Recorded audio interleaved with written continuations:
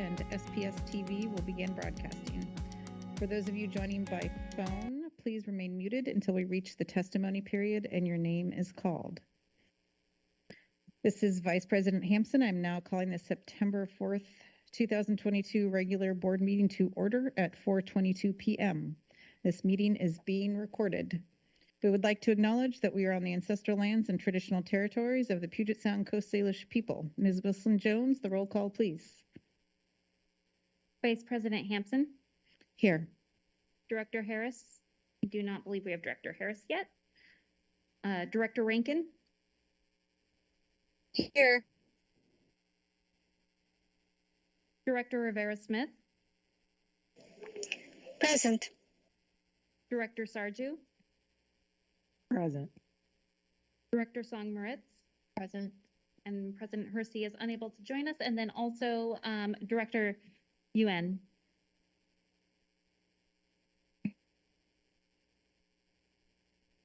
Go ahead and try it one more time to make sure it's working.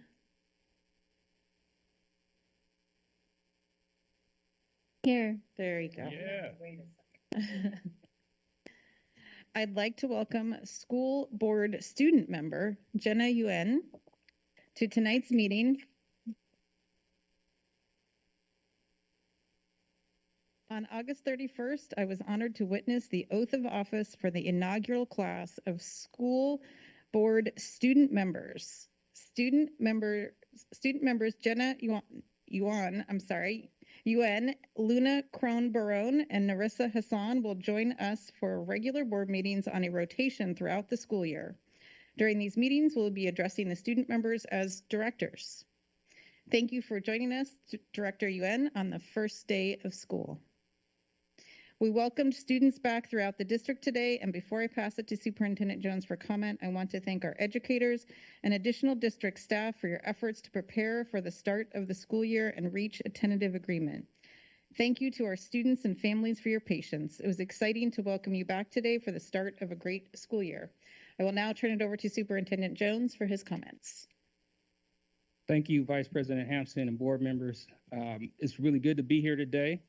I'd like to open by recognizing National Hispanic Heritage Month, which begins tomorrow. This designation calls on us to recognize the rich culture and resilience of the Hispanic and Latinx people.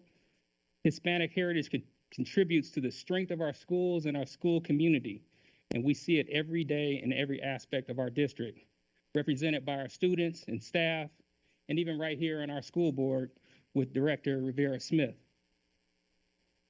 This school board, in fact, represents the diversity of our district, but it hasn't always been that way.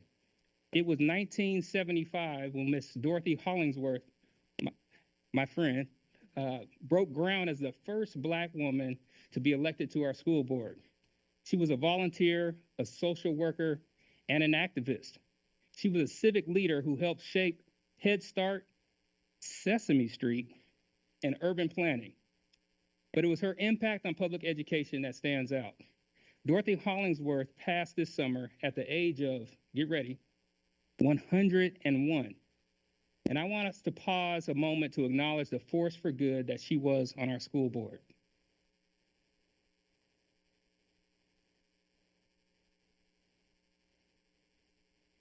As we transition to the next part of my report, I'd like to say that we did something amazing this week. It brings me great joy to congratulate our educators, this school board, my staff, all of our partners who've worked so hard to reach a tentative labor agreement.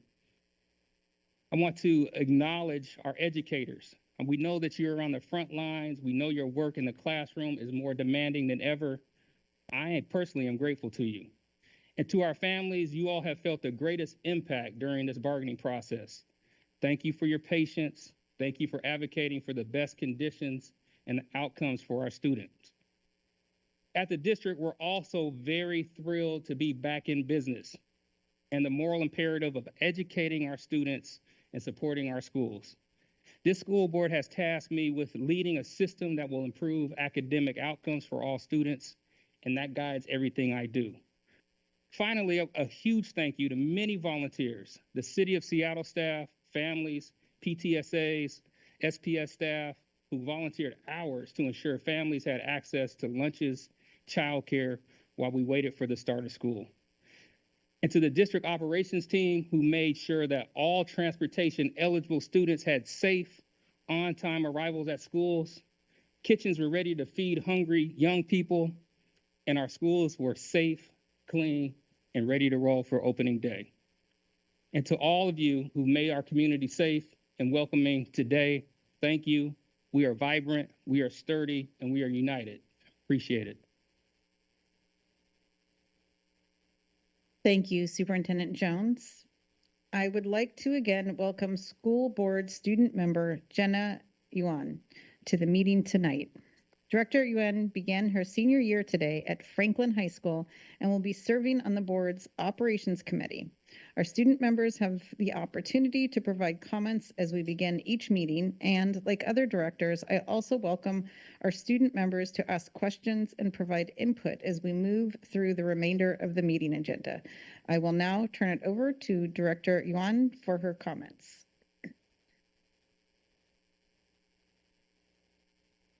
Thank you, Vice President Hampson. Good late afternoon to everyone. This is Student Board Member Jenna Yuan. And to introduce myself again, I use she, her pronouns, and I'm a senior at Franklin High School. I want to start off by saying how glad I am to finally be back in school. I learned that school is starting through SBS's Instagram post, and I remember opening the comments and seeing students say things like, finally, and about time. So not only me, but many students are really glad that school has started. And a major reason I've been hearing for this enthusiasm is that students don't want any more makeup days than there already are, and I totally agree. Overall, my first day of school went pretty well, and I hope that all students had a warm, welcoming, and delightful first day of school as well. Moving on, one of the other student members, Luna, attended her first Audit and Finance Committee meeting on Tuesday, and she said that it went well. I will be attending my first Operations Committee meeting next Monday, and I'm really looking forward to that. And Nasira will be attending her first Student Services and Curriculum Committee meeting next Tuesday, and she is actually going to be attending the next regular board meeting, so she will probably give an update on how her meeting went. One more thing that the student members want to announce is that we'll be creating our own newsletter to send out. We are still planning how it will run exactly, but we are hopeful that it will turn out to be a great method for updating students and getting student input throughout the district. I'm really excited to be here today on behalf of all the students in our district. Luna, Nasira, and I are looking forward to working with all of the wonderful Board of Directors and Superintendent Jones to make this a wonderful school year. That concludes my student comment. Thank you for listening.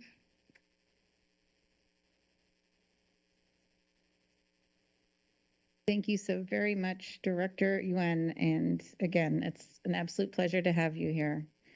We look forward to your active participation. Okay, as it is 4:31, we have now reached the public testimony portion of the agenda. We will be taking public testimony by phone and in person as stated on the agenda. Board Procedure 1430BP provides the rules for testimony, and I ask that speakers are respectful of these rules. I will summarize some important parts of this procedure. First, testimony will be taken today from those individuals called from our public testimony list and, if applicable, the wait list, which are included on today's agenda posting on the school board website. Only those who are called by name should unmute their phones or step forward to the podium, and only one person should speak at a time. Speakers from the list may cede their time to another person when the listed speaker's name is called. The total amount of time allowed will not exceed 2 minutes for the combined number of speakers. Time will not be restarted after the new speaker begins, and the new speaker will not be called again later if they are on the testimony list or waiting list. Those who do not wish to have time ceded to them may decline and retain their place on the testimony or wait list. The majority of the speaker's time should be spent on the topic they have indicated they wish to speak about. Finally, the board expects the same standard of civility for those participating in public comment as the board expects of itself. Ms. Koo will read off the testimony speakers. Thank you, Vice President Hampson. A quick logistical note, speakers joining us via phone, please remain muted until your name is called to provide testimony. When your name is called, please be sure you have unmuted on the device you are calling from, and also press *6 to unmute yourself on the conference call line. Each speaker will have a 2-minute speaking time. You will hear a beep when your time is exhausted, and the next speaker will be called. The first speaker on the list is Simran Parmar. Simran Parmar.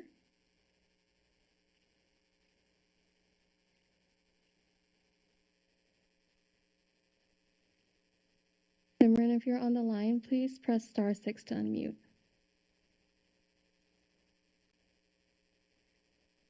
Moving on, the next person on the list is Chris Jackins.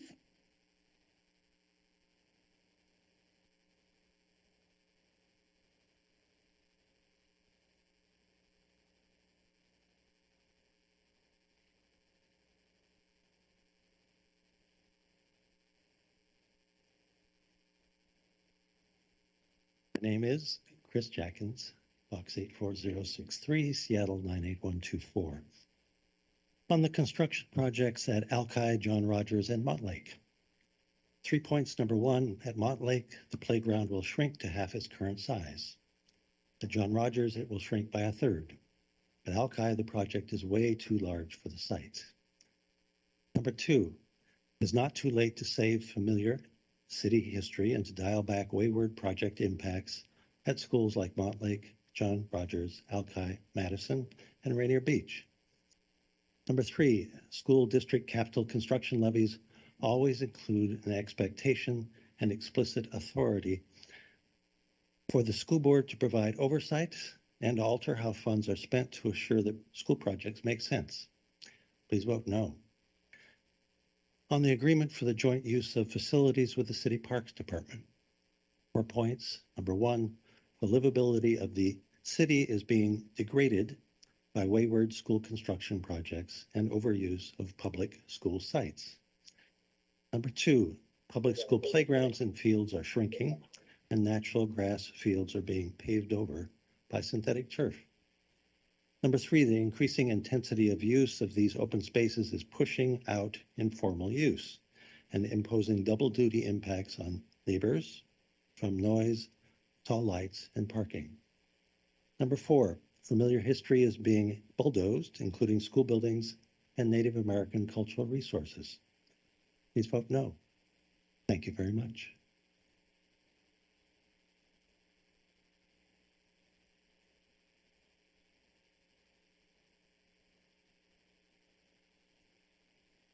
The next speaker on the list is Samantha Fogg.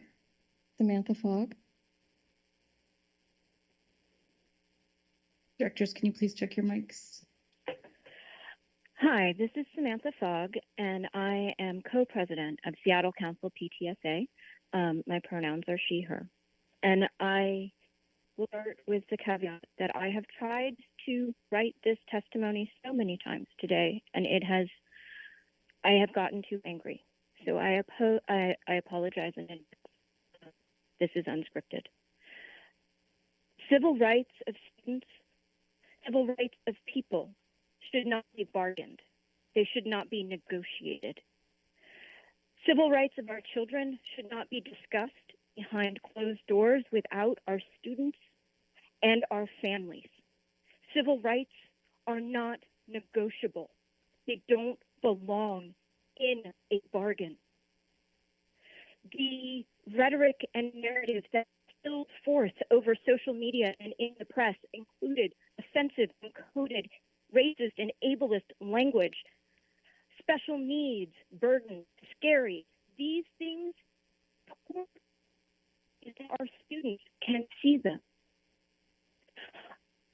This is not how we treat the students in our care. This is not what we need to do to move forward with special education and inclusion. We are better than this. We are becoming better than this. Civil rights are not negotiable. And therefore, no matter what is in this bargain, I expect to see us move forward toward inclusion, towards best practices for every child. Yesterday and today, I have received calls and messages from parents who are scared to send their kids to school. Will their child come home whole in body and soul? Will the language and rhetoric that was in the press and on social media be something that is dumped upon their child at school? Will accommodations be ready? Our families shouldn't worry about the first day of school. They should know. They should know that they are welcomed, that they are wanted, that they are not a burden. They are not too hard. They are not too difficult. Because we know that Washington ranks around 44th in the country for inclusion, and that means that most of the rest of the country has figured this out. And I know that we have smart people here who can do this right. And I look forward to partnering with you, to working with you, to doing this better, to doing this right, because civil rights are not negotiable. And this whole thing, we need to do better. We can do better. And I look forward to partnering with you because we need to do better by every single child. Those ratios, our data shows that the ratios and the programming models, which were put forward with absolutely the best intent, ended up having an impact that was both racist and ableist. And I hope that they are pulled out.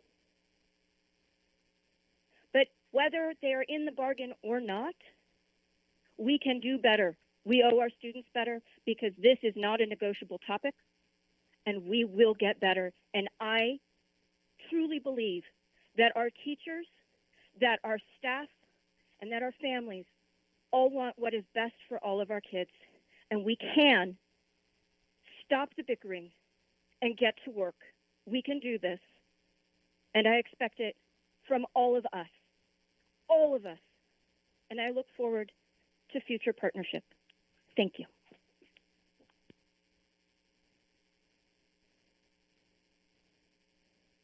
The next speaker on the list is Jennifer Alsdorf. Jennifer Alsdorf.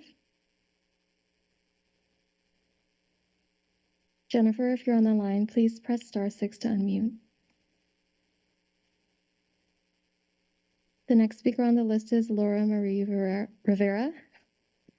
Laura Marie Rivera. Hi, can you? We can hear you. Hi, this is Laura Marie Rivera, and I too am angry. I'm here to remind you that Seattle Public Schools is failing our special education students. If you look at the history of special education, you will see that Washington State wrote the book, or perhaps I should say wrote the legislation. Please remember this. The national laws are based on the work of a few pioneering Seattle families that were advocating for their children. We were the first in the nation, and now we're almost last. What has happened? Inclusive education is something that we've been hearing a lot about these past few weeks, but it takes work, it takes time, it takes talent, and it takes understanding. And yet, Seattle Public Schools has shown that we do not have that understanding. All throughout these very significant labor negotiations, SPS has consistently placed special education squarely under the bus when they know that this strike was about so much more. How can we say that we're working toward a more equitable system or fighting for those students furthest from educational justice when we consistently turn our backs on students with disabilities? And it's not even accidental. SPS is actively excluding children with disabilities. How is this best practices and why is this okay? After all of this talk about creating a more inclusive system, they never even gave a thought to the differently abled students. We need an effective system that can identify and then help the students that need help. This is not only about having counselors and mental health experts in schools. We absolutely must help the families access the care that their children need. Children are being miscategorized and under or overserved according to their supposed diagnoses. And even once children have their legitimate diagnosis, as was the case with my child, SPS is withholding services. I'll say it again, Seattle Public Schools decided to exclude my students and likely many, many other students just like mine. This inequitable system is not serving our students, and it will definitely not serve our society. Please do better. Here I go. Wish me luck, buddy. The next speaker on the list is Robert Cruikshank. Robert Cruikshank.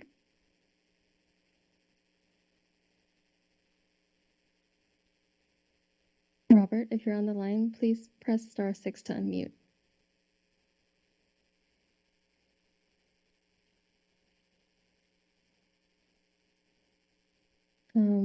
The next speaker on the list is Michelle Rayford. Michelle Rayford. Michelle, if you're on the line, please press *6 to unmute. The next speaker on the list is Melissa Spiker. Robert Cruikshank is here. Robert, if you're ready to speak, can go ahead. All right, thank you. Sorry for any misconfusion there. My name is Robert Cruikshank. I'm a parent of, I have 3 students in Seattle Public Schools in my household, and I'm here to talk about labor relations. Obviously, the right to form a union is a recognized universal human right. It is in the United Nations Declaration of Human Rights. It is crucial that this right be respected. Too often in our society, it's not. We can look at Amazon and Starbucks as great examples of how big corporations mistreat their workers and fight hard against unionization. We should never see such tactics at a public school district that has democratically elected leadership, but we do. And in fact, we've seen it for years. There was a strike in 2012, there was a strike in 2015, there is nearly a strike in 2018, and there is one in 2022. I don't fault educators for this. They are doing what is their right to fight for their needs and for students and families. Something is very deeply wrong at Seattle Public Schools with its labor relations, along with a lot of other things. I think it is urgent for the school board to investigate and fix labor relations in the city so that we never have a strike again, so that the school district administration knows they cannot expect to force concessions from educators by pushing them into a strike, that we solve bargaining before school begins, like most other districts nearby do, even those with financial problems.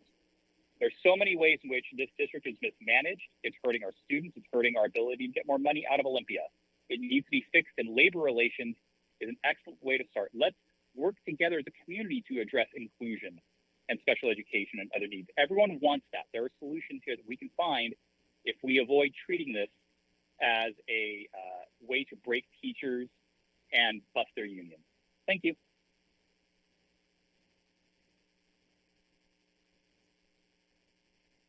The next speaker on the list is Melissa Spiker. Melissa Spiker.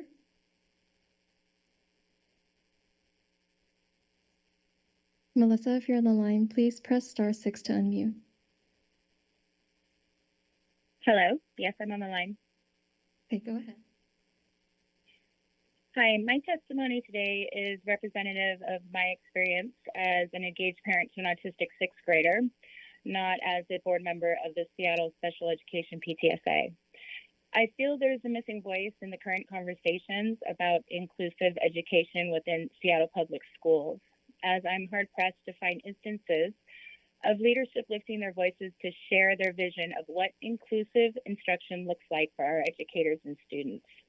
I'm also hard-pressed to find instances of leadership expressing their commitment to the philosophy and strategies required to move towards an inclusive education model. I have to ask, what do drilled down details matter if leadership hasn't committed to embark on this journey?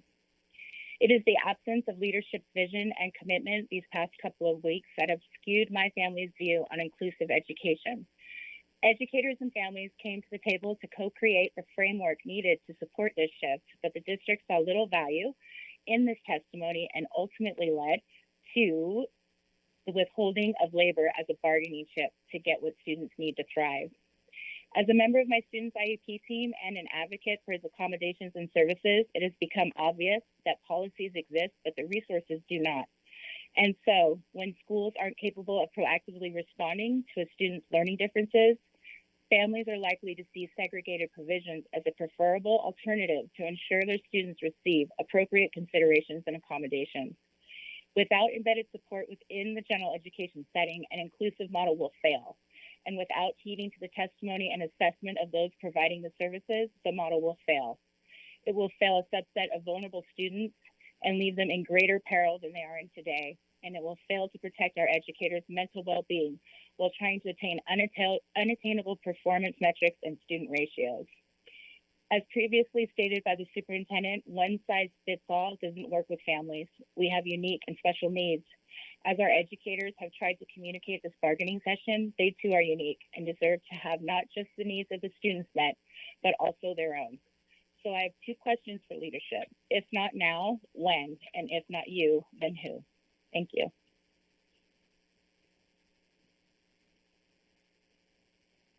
The next speaker on the list is Sherilyn Crowther. Sherilyn Crowther.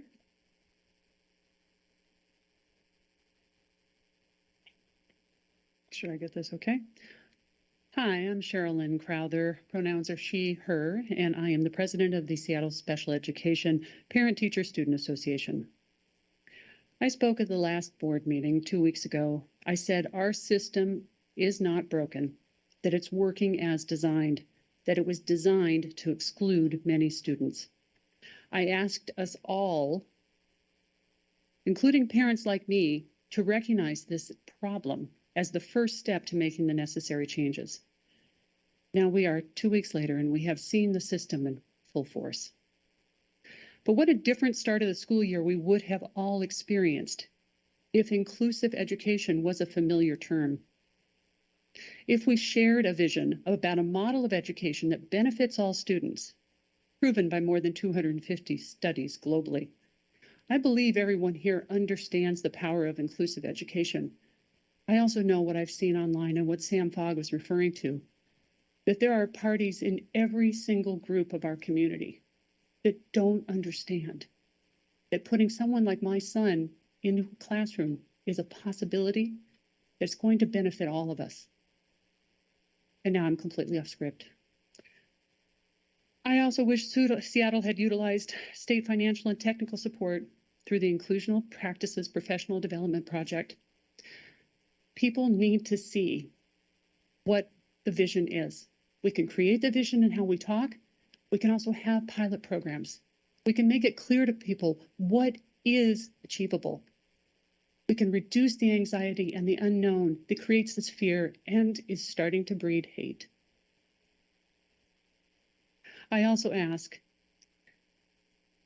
the district to regularly call, email, text, survey, ask, listen, meet with families and communities to understand our concerns, our worries, and our hopes. And I will also say that Seattle Special Education PTSA is here to help. Thank you. And thanks, Sam.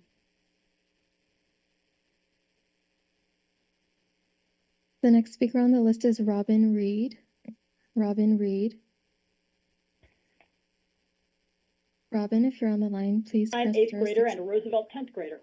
They started school today, but it was a full week after the scheduled start, and frankly, Superintendent Jones, your congratulatory tone about this rubs me the wrong way. It's unacceptable that SPS wasn't able to work out this contract without a strike. I lay the blame for this delay at the feet of Seattle Public Schools and you and the Board of Directors. It's unacceptable that SPS tried to use this contract to implement an inclusion model that wasn't yet defined and had no staff or family input. It feels like you don't care about students and families. It's unacceptable that on the Friday before the first day of school, SPS canceled a bargaining session 8 minutes before it was scheduled to start. And the next day they didn't even show up.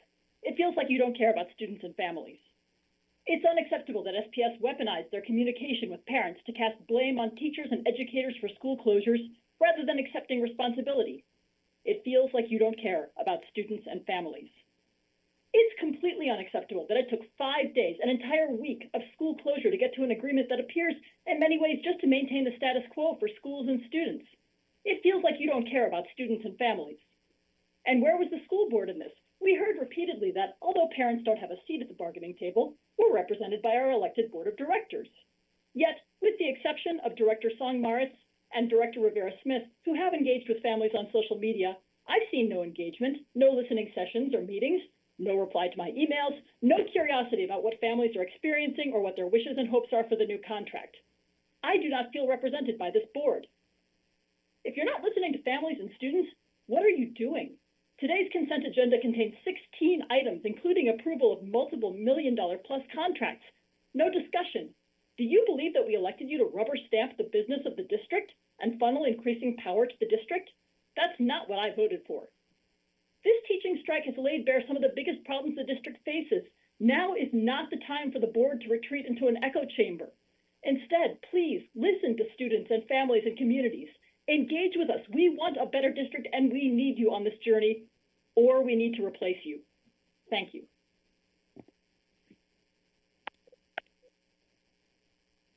The next speaker on the list is Douglas Glazer. Douglas Glazer.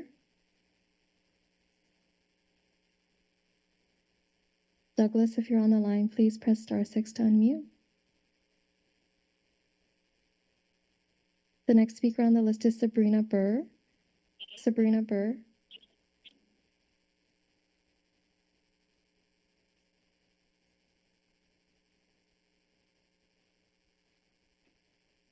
Sabrina, if you're on the line, please press *6 to unmute.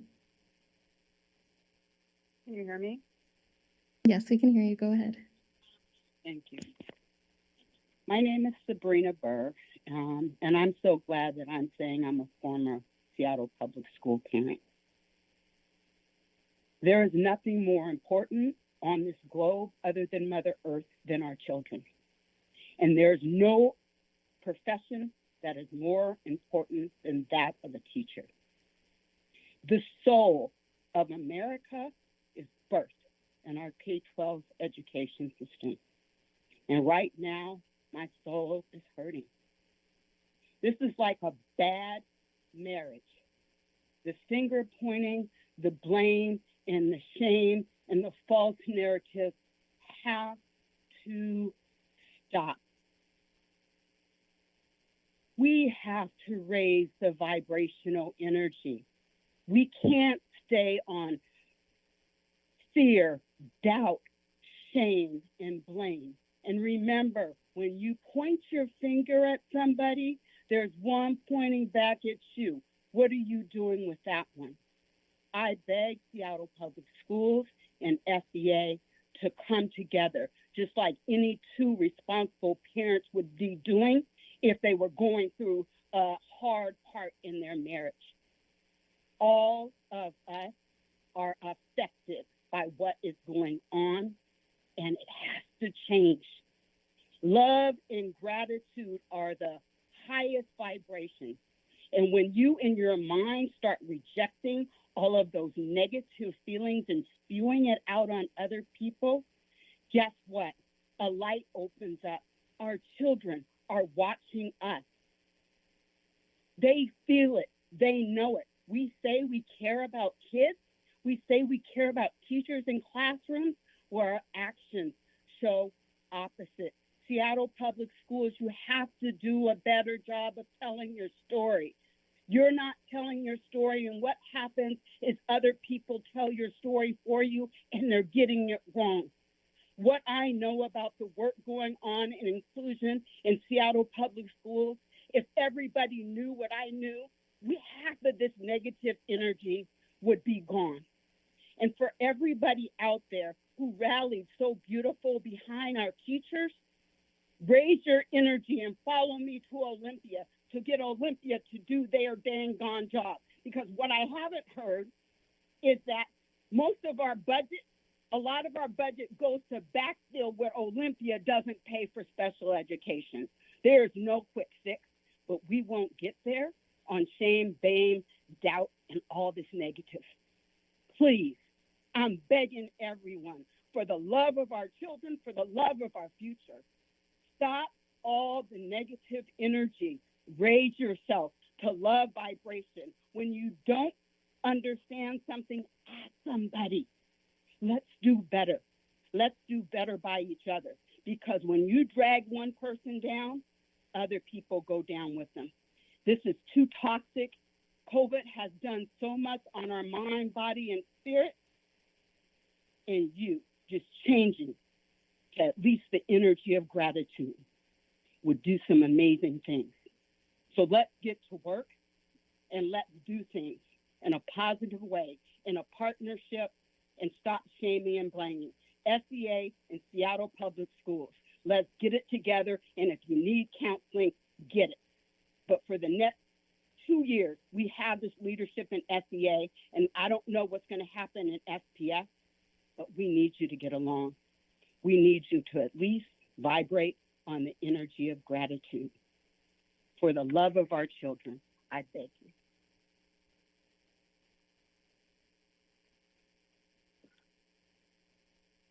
The next speaker on the list is Caitlin Huertas. Caitlin Huertas.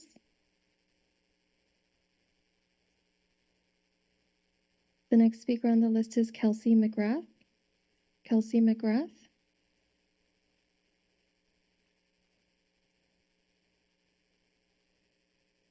The next speaker on the list is Arthur Doros. Arthur Doros.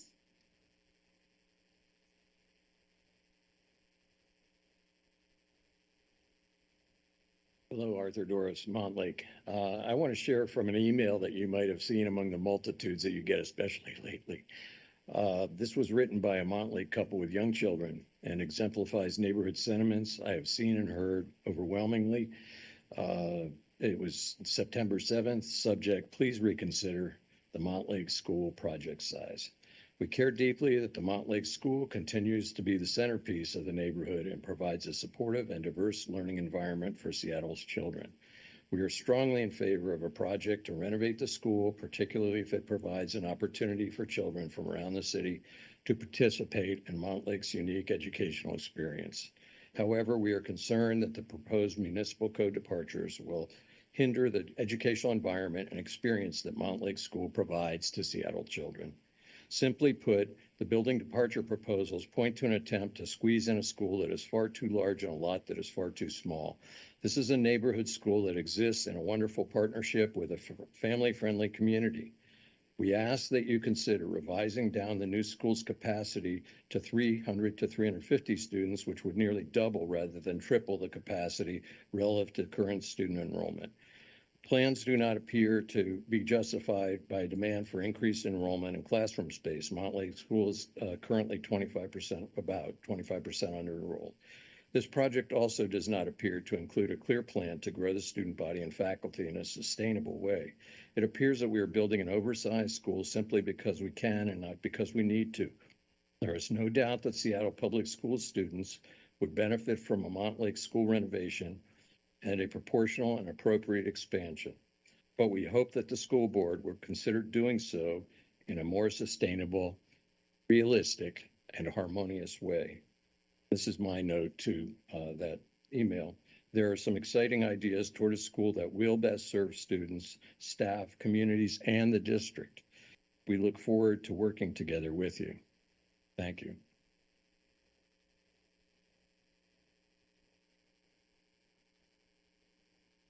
And this concludes today's testimony. Ms. Koo, did we get everybody on the list?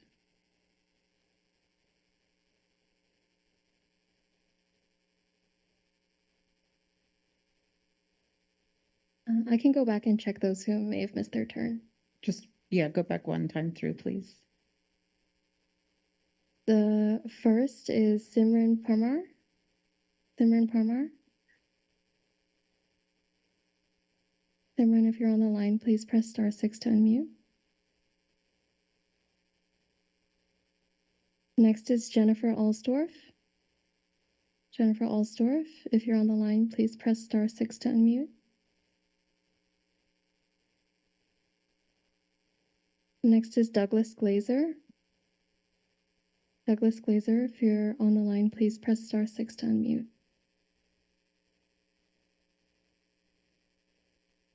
Next is Michelle Rayford. Michelle Rayford.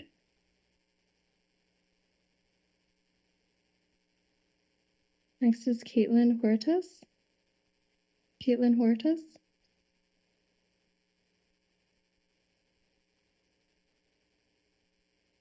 And last is Kelsey McGrath. Kelsey McGrath. If you're on the line, please press *6 to unmute.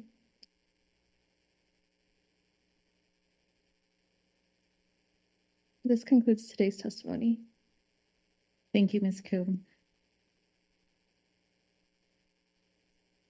That concludes our public testimony for the meeting. Thank you for your comments. Before we move on, I'll note that board directors are not obligated to respond to questions or challenges made during the public comment period, and director's silence will not be deemed to signal agreement or endorsement of the remarks offered tonight.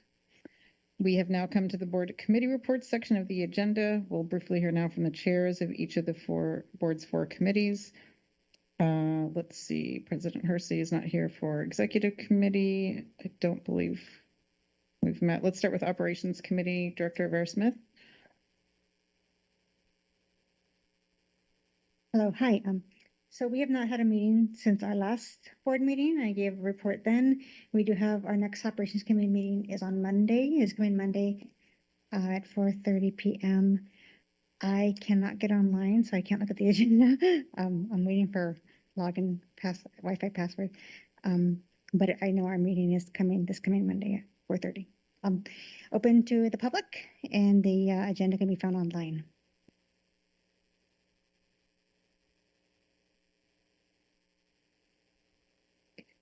Director Rankin for Student Services, Curriculum, and Instruction. Thank you. We also haven't met. We're meeting on Tuesday next week. We have a fairly short agenda of things to come through our committee. And just for a note for anyone who is interested in the process of looking at increasing inclusive and culturally responsive practices, you can find minutes of that committee meeting online over the past year, and also search through previous public board meetings here, and you can even watch video and connect back to progress on that as happened in public. Thank you. Okay, and we had an internal audit meeting, quarterly audit meeting yesterday, and we went through the internal audit update as to progress on a host of projects through the internal audit system. That is various types of audits and the progress on those audits. And we are trying to get that particular document, which is actually quite instructive, ADA accessible, so that we can put that online so that folks can see all prior audits are available. But there is a prioritization of audits that can be found in the work plan, which is available on the internal audit page on the school board website, or on the State of Public Schools, and then within that, the school board, not the school board website, the internal audit web page. But we would also like to get that up there. So look forward to that. If anybody wants that, we're happy to email that to you. And then we looked at talked about the ethics calls that have come in and reviewed those, and then looked at the response from Seattle Public Schools to prior audits. And that material can also be made available. There was a brief update related to the culinary services corrective action plan. Upcoming audits, just to note, include our audit response includes response in December from staff on the transportation services audit, which was done in 2019. And we have a prioritization for a student safety audit that is currently planned, and a internal and external communications audit, which has already begun. So there's some really good work going on there. The next meeting is October 17th. The quarterly audit meeting is December 5th. We did not meet again for the audit and finance committee, which is a separate meeting, a monthly meeting, but that next meeting is September 19th. And then for the executive committee, we have not met again since we met here. We last met on August 24th, and we will meet again on September 21st, which is next week. Those meetings are always at 8 a.m. on Wednesdays. Did I miss any committee reports? I just did. I think I just did. Yeah. Director Harris?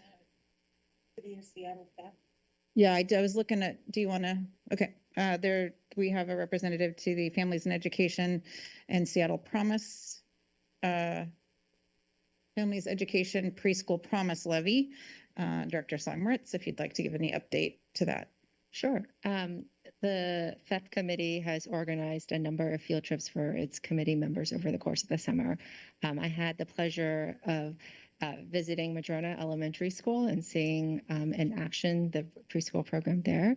And actually this morning, I had the pleasure of visiting Seattle Community Colleges and welcoming our newest cohort of Promise Scholars. These are students who have just graduated from Seattle Public Schools, and the city has very generously funded their education at Seattle Community Colleges. And I was thoroughly impressed with the orientation. This is a really big leap for these students coming from high school, going into a college environment.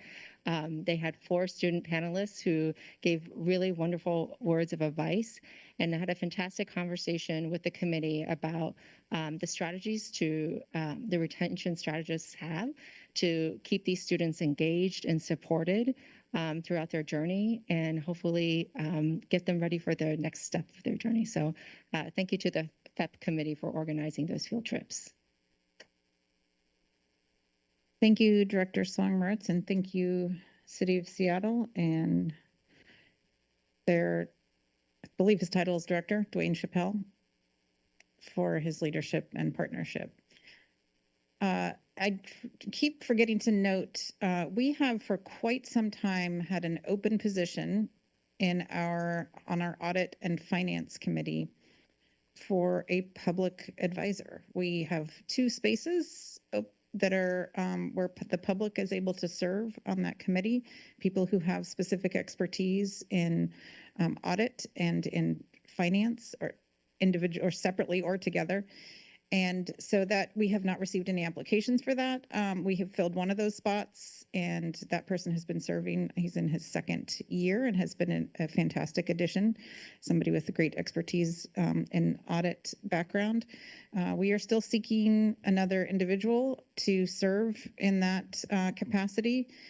The job description is on the Audit and Finance Committee site. I'll just briefly read. The school board seeks subject matter experts from the community for the school board's Audit and Finance Committee. The Audit and Finance Committee provides oversight of the financial and human resource matters and budget development process of the district and supervises the Office of Internal Audit. Public advisors will support the committee's work to oversee district finances, ensure transparency, and make recommendations with respect to the district's financial, human resource, and internal control systems, as well as ensuring implementation of SPS School Board Policy number 0030, ensuring educational and racial equity. So just an ad for someone who might like to apply. Okay, we've now reached the consent portion of today's agenda. May I have a motion for the consent agenda? So moved. Good. Approval of the consent agenda has been moved by Director Rivera Smith and seconded by Director Songmeritz. Do directors have any items they would like to remove from the consent agenda? Can you use your mic? Go ahead. Vice President Hampson, I would like to remove item number 16, the joint use of facilities with City of Seattle. I am looking for where the updates and modifications were made from introduction. Thank you. Okay. May I have a revised motion for the consent agenda as amended? I move approval of the consent agenda as amended. Approval of the consent agenda as amended has been moved by Director Rivera Smith and seconded by Director Songmeritz. All those in favor signify by saying aye. Aye. Aye. Aye. Aye. Aye. Aye. Opposed? The consent agenda has passed unanimously as amended. And I will now call for a motion for item number 16. Oh, that's it. The approval of the 2022 to 27 agreement for the joint use of facilities with the City of Seattle Parks and Recreation Division. May I have a motion for this item? I move that the school board authorizes the superintendent to execute the JUA with SPR as attached to this board action report with any minor additions, deletions, and modifications deemed necessary by the superintendent to implement the agreement. Thank you. And just for clarification, JUA stands for Joint Use Agreement and SPR stands for Seattle Parks and Recreation. I will now turn it over to Director Harris to provide. Oh, I'm sorry. Second. Thank you. I will now turn it over to Director Harris. Thank you. I see Assistant Superintendent Fred Podesta at the podium, and my question was, when I remove this, what are the changes from introduction, please, kind sir? Thank you. Thank you, Director Harris. There was one minor change, which one of your colleagues, Director Rivera Smith, pointed out that we had an inconsistency in the document between the base document on page 9 said refer to Appendix E1 about scheduling field requests for Interbay Stadium, Montlake School, or Montlake Field and South Park. And then that same corresponding appendix only talked about Interbay Stadium. And that was just an error. Montlake and South Park should not have been included in the section. And so striking those two schools, that was the change to the document. If I might, please. There was some conversation at introduction about amending or addressing the division of responsibilities between parks and schools with adjoining land. And I think that that may well have referred to our issue of a homeless camp at Broadview Thompson, if I recall. Was that discussed, addressed, and how do we mediate any of those ticklish, complex problems? It's been discussed with staff and with the public official who leads the Parks Department. And we recognize that there's existing city code. There are many city policies that also prohibit those types of uses in city parks. And that, hasn't necessarily completely mitigated the issue. So we really didn't think that this document was a place, because what we were looking for was parity in terms of practice, that the city should treat our properties under this agreement the same way they treat their own properties. And then there's plenty of policy and law describing how their property should be treated, and that's not happening either. So we just decided we didn't really want to encumber that issue into this document, but we are having discussions. We did ultimately, in the issues that we did have, both at Meany Middle School and at Broadview Thompson K-8, we ultimately did get all the support we needed from the Parks Department. I grant that it was more difficult in the case of Broadview Thompson than we would have liked it to be. So I think we do have a good working relationship. I think it's a very thorny issue that we ultimately decided discretion was the better part of valor, and not to get that all bogged down into this particular instrument. Appreciate that. Then what should the board's expectations be, the taxpayers, the families in the city be in terms of an ETA of lessons learned in a 360 and perhaps addressing that issue head on as opposed to looking the other direction? I will continue to talk to the park superintendent and the mayor's office about, again, we're dealing with a different administration who is approaching these issues a bit differently, how we can plug into some of those. I'm not sure I can give you a timeline exactly, given that it's two governments who need to work together. I'd be happy to give updates to this to the board or the operations committee on a regular schedule, and I can certainly commit to that. I think I'd want our partners to weigh in on what they think a reasonable timeline would be. So that then would go on the work plan for the ops committee for regular updates, is that Sure. correct? Well, I will leave it to the chair of the ops committee to decide what should be in the work plan, but I'd certainly be willing to provide that information however the board would like to get it. Thank you so very much. Thank you.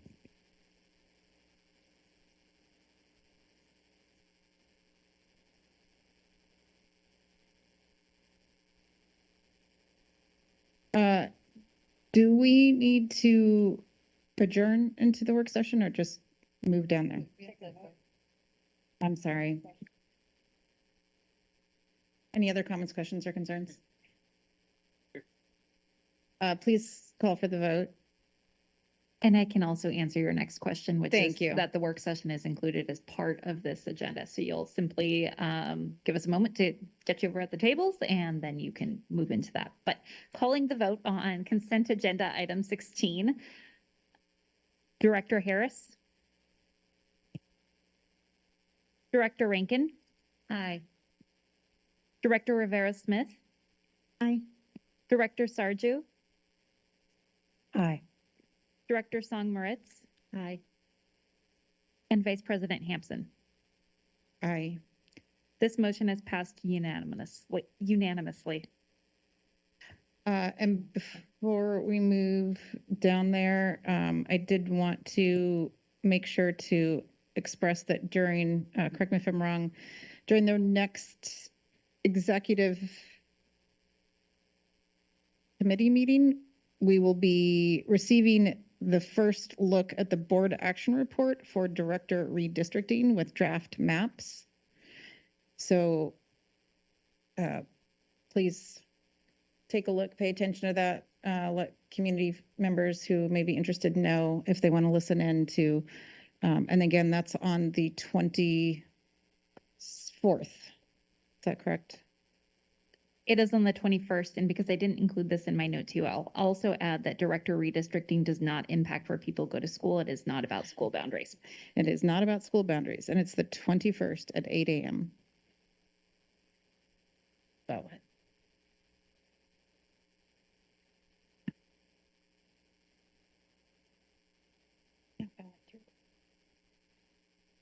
okay, we can move to the work session now. Thank you.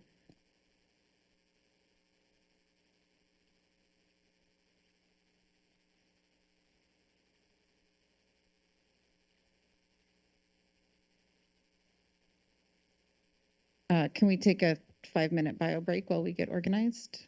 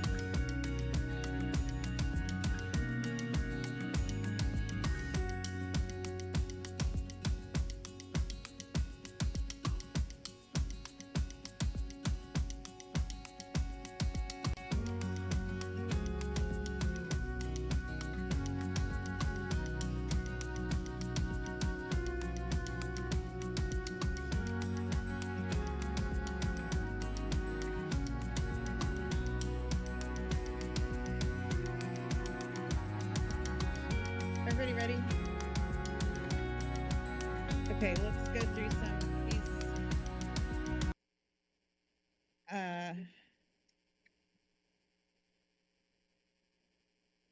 I will try to refrain from talking about the sound systems that other districts have that I covet.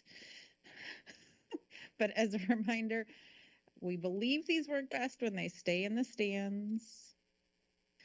And when you're not talking, turn them off so we can limit the feedback. I was about to say back feed, and that is not it. So before I turn this over to you, Superintendent Jones, is a bit awkward with you at the end there, but I guess we're all on that screen. So I'm just going to turn this over and ask folks to use this as an opportunity to educate and inform ourselves about the contents of the tentative agreement. My understanding is it's in many different, well, tentative agreements, right, that are in many different parts. We do not have the full contents available to us at this time. And we want to use this opportunity again to ask objective, informative, informing questions. There are still votes to be taken by Seattle Education Association. We will eventually have to vote on this as well. So this is our opportunity at this stage to get better informed as to where we are and keep things moving forward so our kids can stay in school. With that, we'll pass it over to you, Superintendent Jones. Thank you, Vice President Hampson.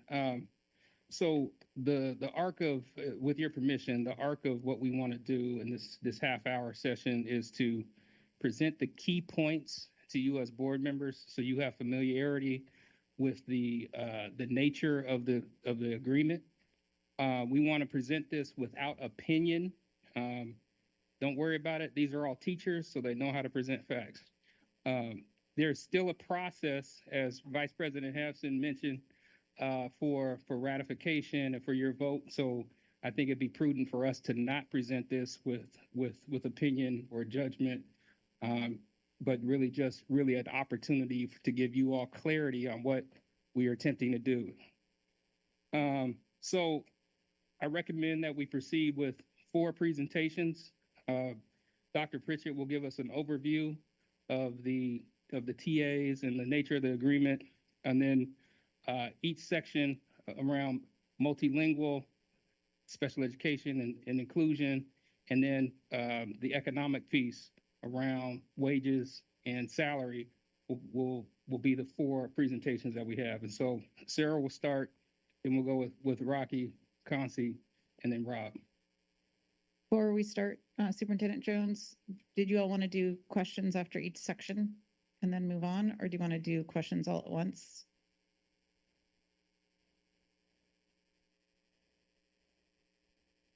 I'm asking staff. Oh, yes, we'd like to present all 4 sections and then have clarifying questions at the end, if you don't mind. Okay, so take notes by section. Thank you. So without further ado, Dr. Pritchett.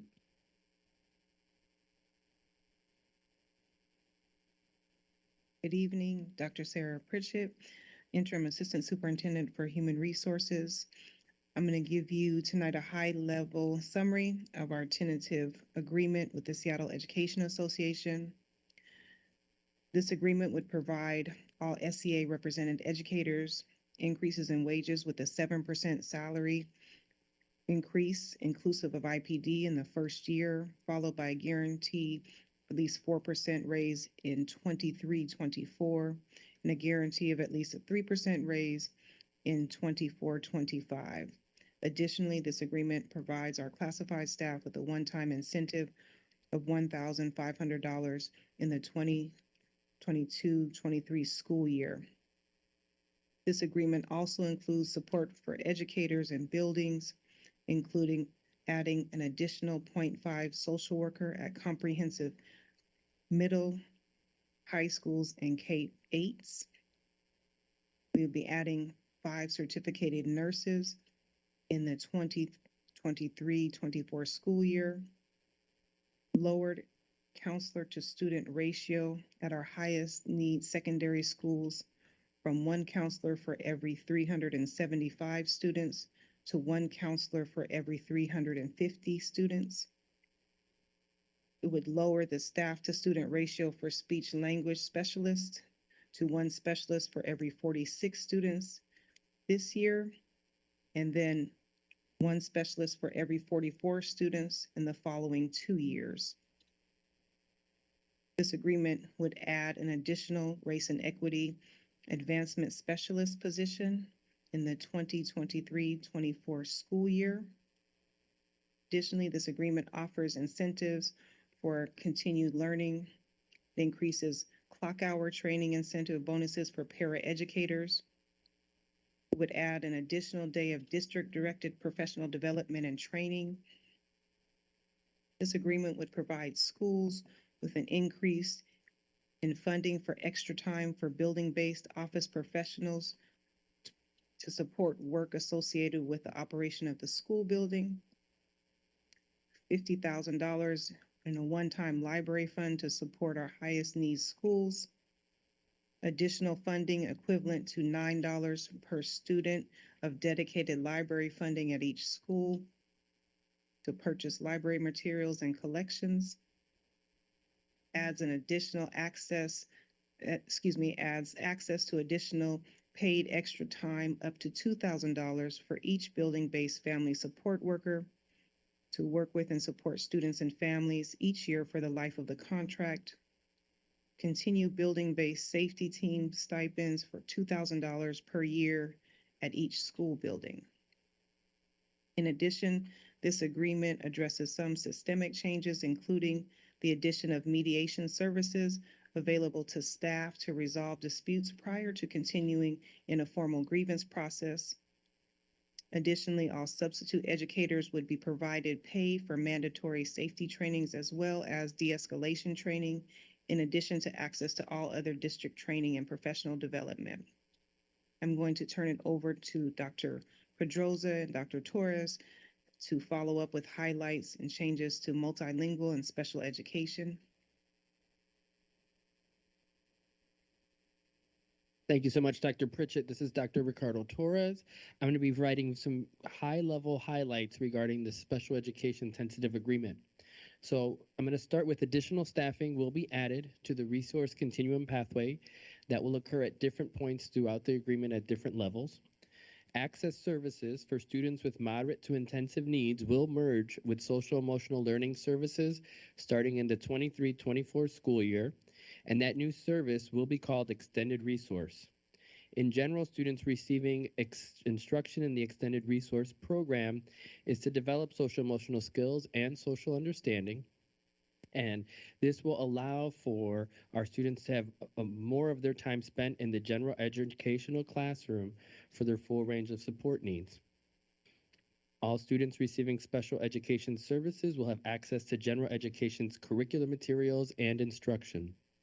Additional professional development for all 5,000 plus educators and central office educators to support instructional practices in serving student needs and individual learning needs, including support for universal design for learning training and scheduling at the building level. Flexible staffing to allow school level teams to determine how to best use their staff to service student needs. Central office supports for schedulizing to maximize inclusion in general education classes to the greatest extent possible. A recommitment to the Joint Special Education Task Force with members from the Seattle Education Association, Special Education Central Office staff, and family representatives to plan for a transition to more inclusive practices throughout the system, and also to begin work on looking at the use of a workload calculator. Additionally, 2 school categories that provide different special ed service models will sunset in 23-24. The idea of us having satellite in schools in elementary setting providing resource services will sunset, and additionally continuum schools guarantee students participation in services. The idea of satellite in continuum schools will sunset in 23-24. I'm going to pass it to Dr. Pedroza.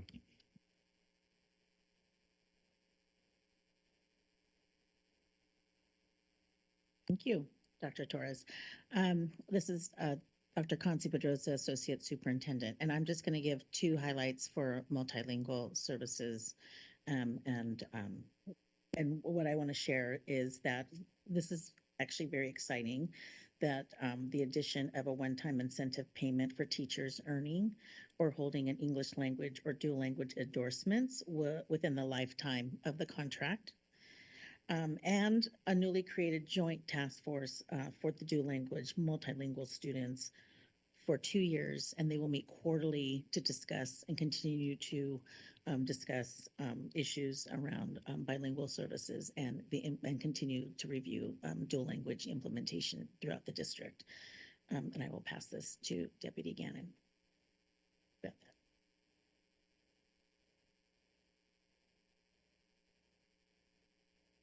Thank you, Dr. Pedrosa. Good evening, directors. Rob Gannon, Deputy Superintendent. I will try to give some high-level overview of the financial implications of the tentative agreement. I will say at the outset of my remarks, we have been working throughout the pendency of the tentative agreement, throughout the negotiations, to understand the various components of each proposal, whether presented by the Educators Union or presented by SPS. We managed a very fluid situation by trying to cost proposals throughout, and then there was a lot of activity at the very end as we tried to bring everything together.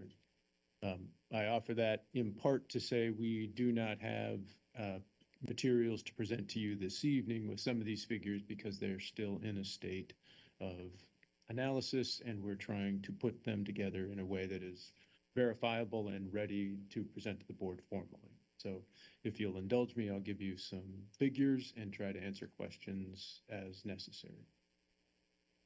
The first figure that I would like to share with you is that the rough estimate for the overall cost of the agreement over 3 years is approximately $228 million.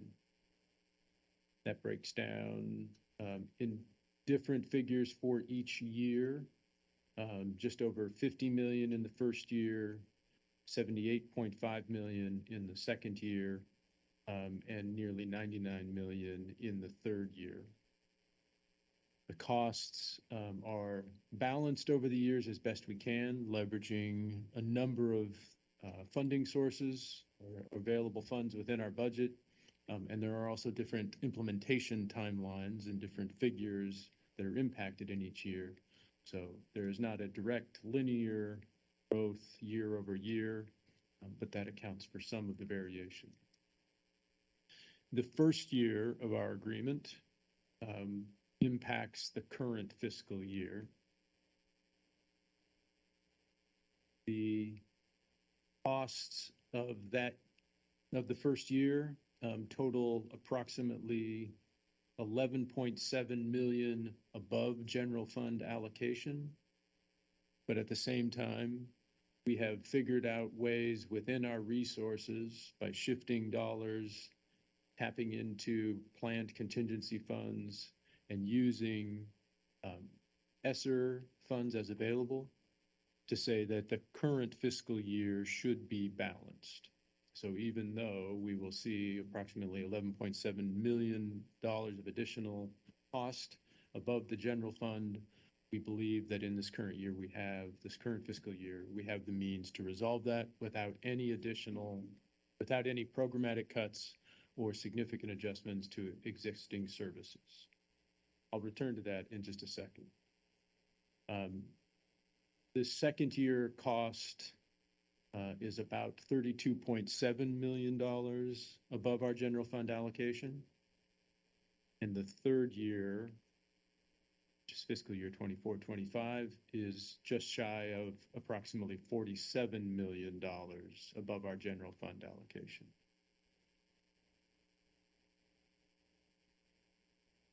I'd like to put those figures in some longer term context. And again, to simplify, the current fiscal year, we have found the resources within our budget that we think that we can have still a balanced budget for the year without any immediate impact to programs. In year 2, 2023-24, we would anticipate a shortfall in the neighborhood of about $47.5 million.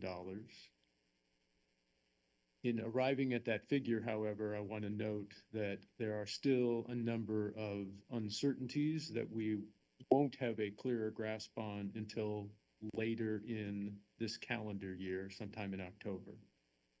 That is, we'll need to understand what our enrollment will look like, what our ending fund balance for the recently closed fiscal year will be, and importantly, we will need to consider, is it appropriate to tap our Economic Stabilization Fund to help balance the 23-24 budget?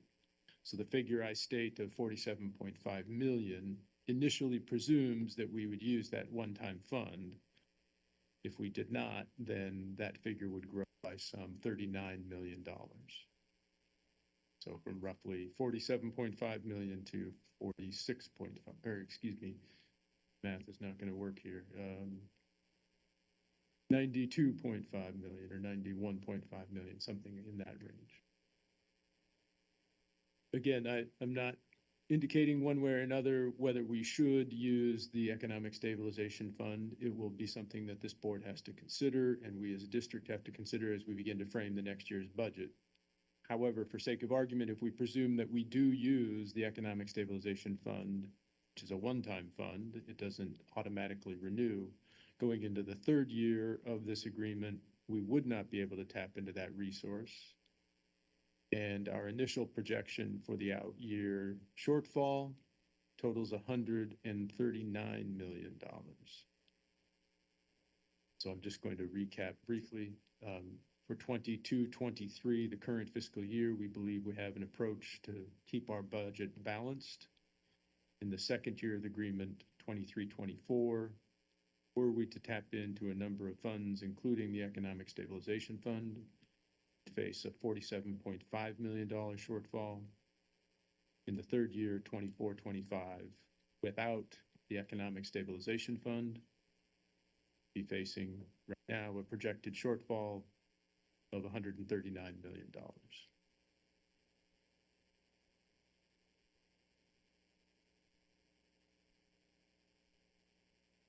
I have mentioned that we are using our ESSER dollars as effectively as we possibly can. Some of the ways that we are balancing the current fiscal year are using ESSER dollars and bringing those expenses into bringing expenses from the current year against those ESSER dollars. We had planned to reserve some of our ESSER funds for anticipated shortfalls in our budget, specifically in transportation and potentially in an enrollment shortfall. So we still have some ESSER dollars reserved for that. But in order to balance the current year budget, we now have fewer ESSER dollars reserved to absorb potential or anticipated shortfalls in our transportation costs, as well as the potential of enrollment shortfalls. We have moved some expenses directly to ESSER, and we believe that it is an appropriate expenditure. Some examples of that include the one-time bonuses for potentially for parapros and SAOPS employees, some of our special ed costs that we anticipate incurring, and the social workers that we will be adding to comprehensive middle and high schools. Those are appropriate expenditures under ESSER, and we are making full use of those dollars.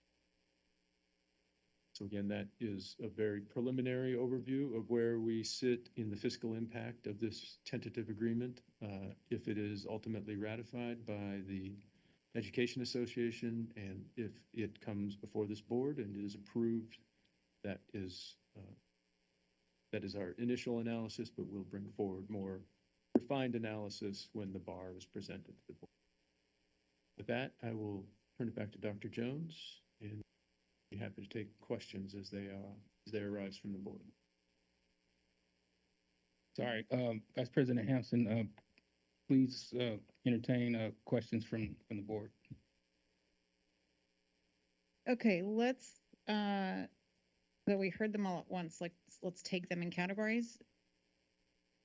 So that we can get through as many of the, directors Can I as ask a brief possible. procedural question before we get to questions related to this? Okay. This is going, okay, so let's assuming, what are our other, okay, I'm trying to stay with informational questions about what's being presented. What is the trajectory for this item and timing, and when other concerns or questions that may not have to do with exactly what's being presented, when would we have those questions? Would that be at introduction? And then I know typically there's introduction and action for a TA. Is that going to happen this time as well? It would Just trying to contextualize. Yes, my projection is that we would have an intro and action, either at the next, board meeting after ratification by, SEA, or we'd have a special meeting if we wanted to do that quicker than that, but that's typically how we've done it in the past.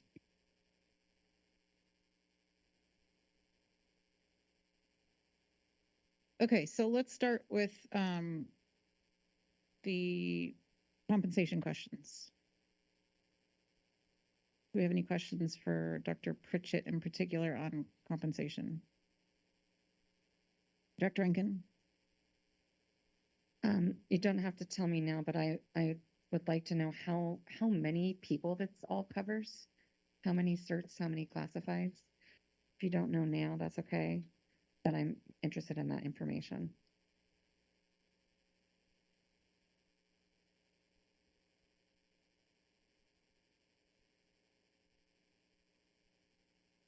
We can get you the exact number.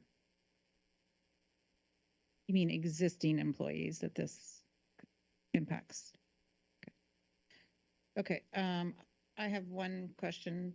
Did you have a question on any of the Director Songritz? Go ahead. How does this put us relative to other districts in terms of compensation? Comparable, higher, lower?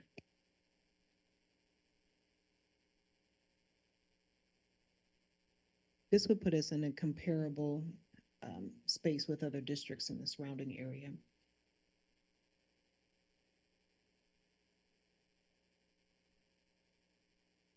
Go ahead, Director Bearsmith. I'm wondering, so this is a 7%, 4 and 3. This is really IPD plus something, correct? Can you break that down? Director Bearsmith, yes, in the first year, 7% represents IPD plus 1.5%. In the second year, the language of the agreement, I believe, reads 4% or IPD, whichever is greater. Current figure from the state for IPD in the second year is 2.0. In the third year of the agreement, the language reads similarly, IP or 3% or IPD, whichever is greater. And if I recall correctly, IPD in the third year is forecasted at 1.9%. If we could just quickly, so anybody who's listening understands what IPD stands for and what it represents, and why they're two separate items, because I think it's important for folks to understand what gets reimbursed and what doesn't. Thank you, President or Vice President Hampson. IPD officially stands for implicit price deflator. I would say it's more colloquially understood as a cost of living adjustment. So when we use IPD, it is a state-driven figure. It is used consistently throughout the state of Washington. And that is all we get reimbursed for. So when we say IPD plus something, that's reimbursed plus general fund, essentially, or how is that out of us? I think the short answer is yes. The state provides us the funding for IPD, However, it's important to recall that the district has made many choices over the years, and we compensate our employees differently. And we have certain positions that we have added that aren't accounted for in the state model.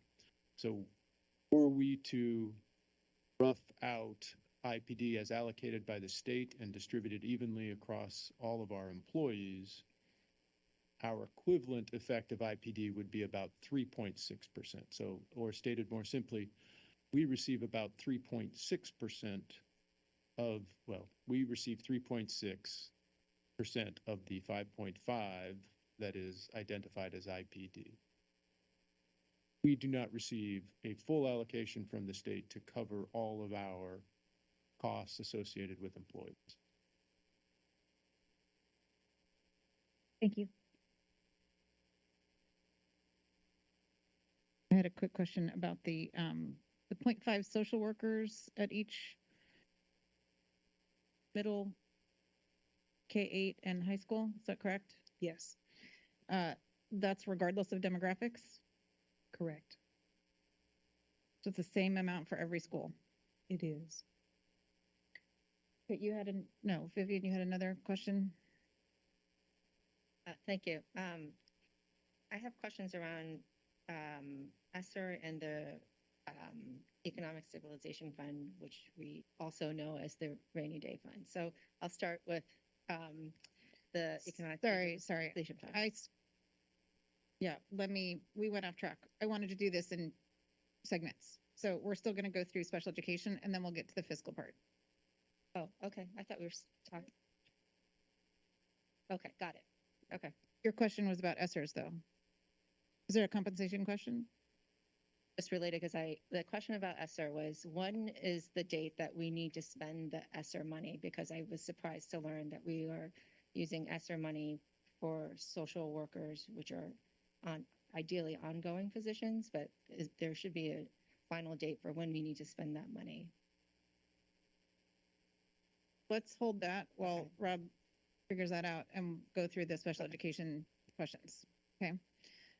Who has questions about the special education or multilingual component? We didn't get a briefing on that, but I have a question about the section that's actually before that. Oh, on here. You mean compensation? No. Well, I guess so. One-time incentive payments / professional development. Are you including that? Okay. 1 day of district-directed professional development training. That is in this section because it's compensated and it wouldn't have been previously? Or what does that mean? That means that we would actually use one of the days that we already get, and we would make one of those days a district-directed day. So it's adding on, well, it's not adding on a day, it's changing one of the days that we already get to a district-directed day. One of the days of tri-days? Correct. Okay, so this doesn't impact early release days. That's not included in that. That's different. Different. Okay, thanks. Okay, moving on to special education.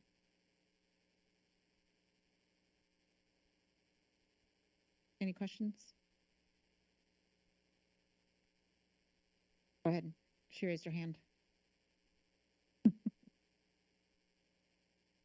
Thank you. We have heard an enormous amount about the task force. We've heard it from all sectors and stakeholders. And there appears to be some extraordinary miscommunication and misunderstanding about the task force, who was on it, whether or not the recommendations should have been released, whether or not the recommendations were fully vetted, and what impact that has on our concept of, air quotes, inclusion. And I'm wondering when we will be able to see on our website, translated into languages, and in 5th or 6th grade language, not educrat bureaucraties, multi-syllable doctorate degree words for our communities, parents, students, and taxpayers. Thank you.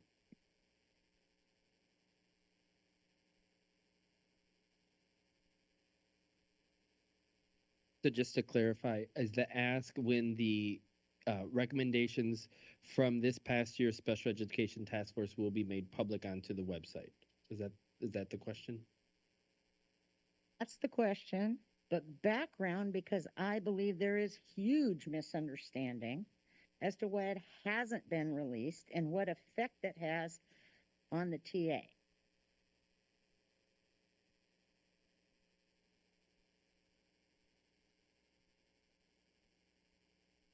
So I just want to clarify for the public what the purpose of joint task force are, because I did list and shared about a new joint task force for multilingual and dual language.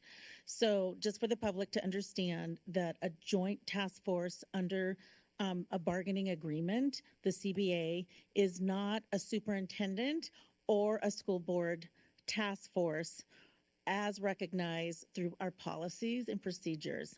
This task force is actually under the guidance of the collective bargaining agreement with a joint interest in developing recommendations for future bargains. That is the purpose of the task force.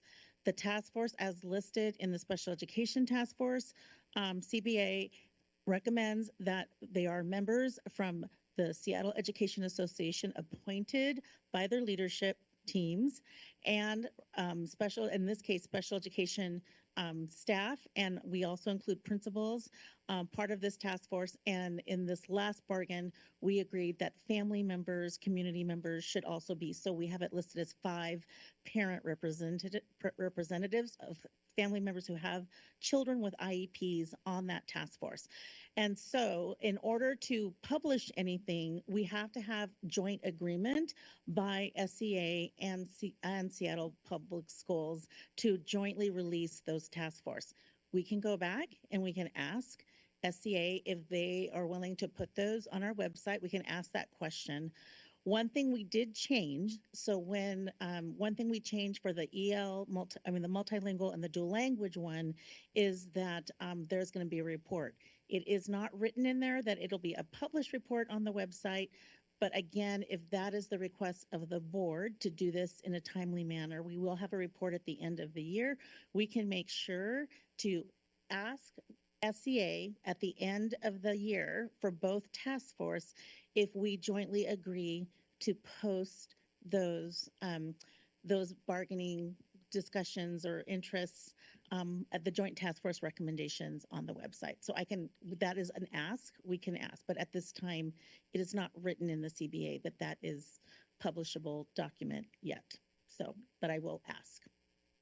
And I'll put it in the notes to ask. But I just wanted to share the difference between a joint task force under the labor agreement versus a district community task force. The words are confusing. Thanks. And just to clarify really quickly, this board is not taking action at this time on anything. So there is no board ask because one single request is not an action make. If we want to make that a formal ask, we would need to do it from the dais. So just for clarity, that any of us asking for that here is just in the air. Go ahead, Director Rankin. I do have a lot of feelings and opinions, and I'm going to really try to save those and just ask about what's here in front of us. Resource continuum and extended resource.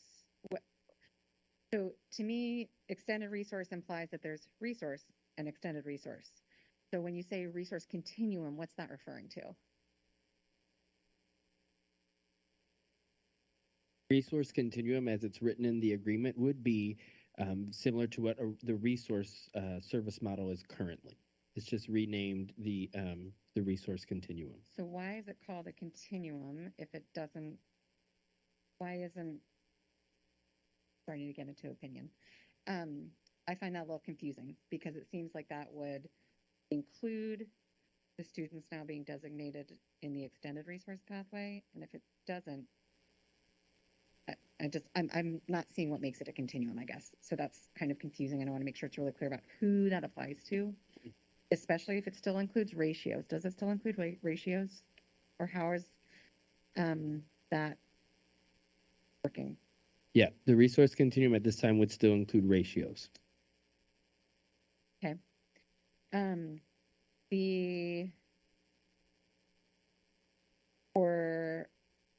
those ratios are based on what? In the ratios that were chosen, some of it was based on current contract language, and then some of it was also to include the ability to get more inclusion into those spaces. But beyond that, I can't talk too much more about it because we're not at a ratified agreement at this time. Right. Okay. Thank you.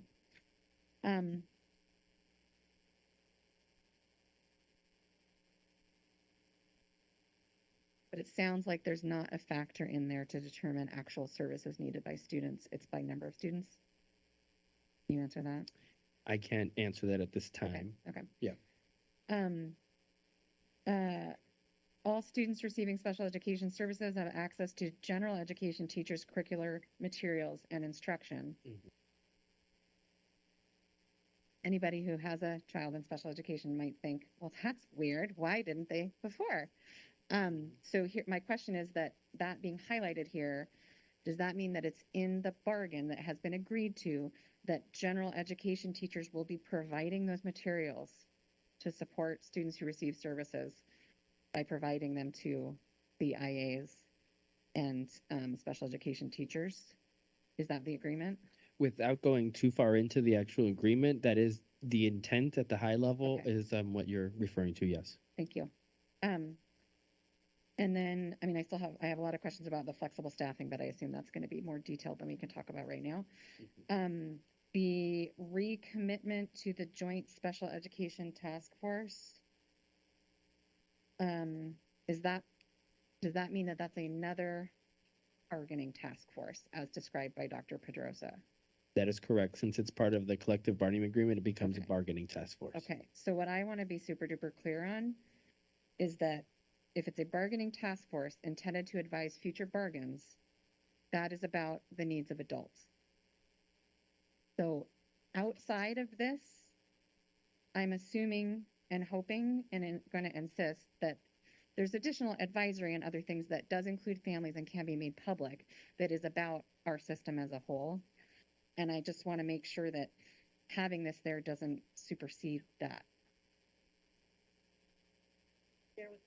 Sorry, and I'll just share that that is our commitment as well, is to have a superintendent advisory committee as an external group with community members and we're using the Special Education Advisory Committee, re-envisioning that work. We need to partner with certain teams. We have people we've talked to, but it'll be under the guidance and under the policy under Superintendent Jones. And those will be public, and those will be public focus meetings. Of their work will be about improving outcomes for students. Yeah, all of the agenda, just like we do for the highly capable advisory group, all the agenda, the notes and the minutes will be published on a website.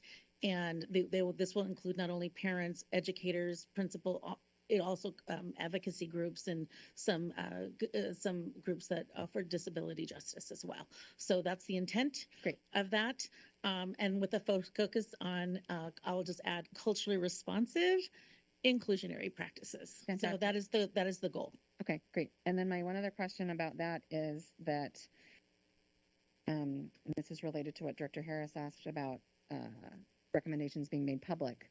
Since it is a joint task force between labor partner and district, and the intent is to kind of predetermine, pre-navigate some collaboration around things that might be bargained in the future. What is the commitment, if any, to adhere to that once bargaining begins on either side, on either party? Because you know what I'm asking. Yeah. So one of the things about, can't get too far into the details because it is a bargaining task force. However, it is very clear that in a bargaining task force, what will come forward is a set of recommendations. And based off of those sets of recommendations, that's where SCA and SPS can take some of the information and use it in their bargain. So the intent is to come forward with recommendations, and then each side at the table can determine which pieces of it they're looking to move, essentially. So even though those recommendations have been agreed to by both parties as part of the work of the task force, when they produce the recommendations, it doesn't necessarily mean that they have to be adhered to in bargaining, even though the intent is to work on things to prepare for bargaining. Yeah, that is correct. Okay.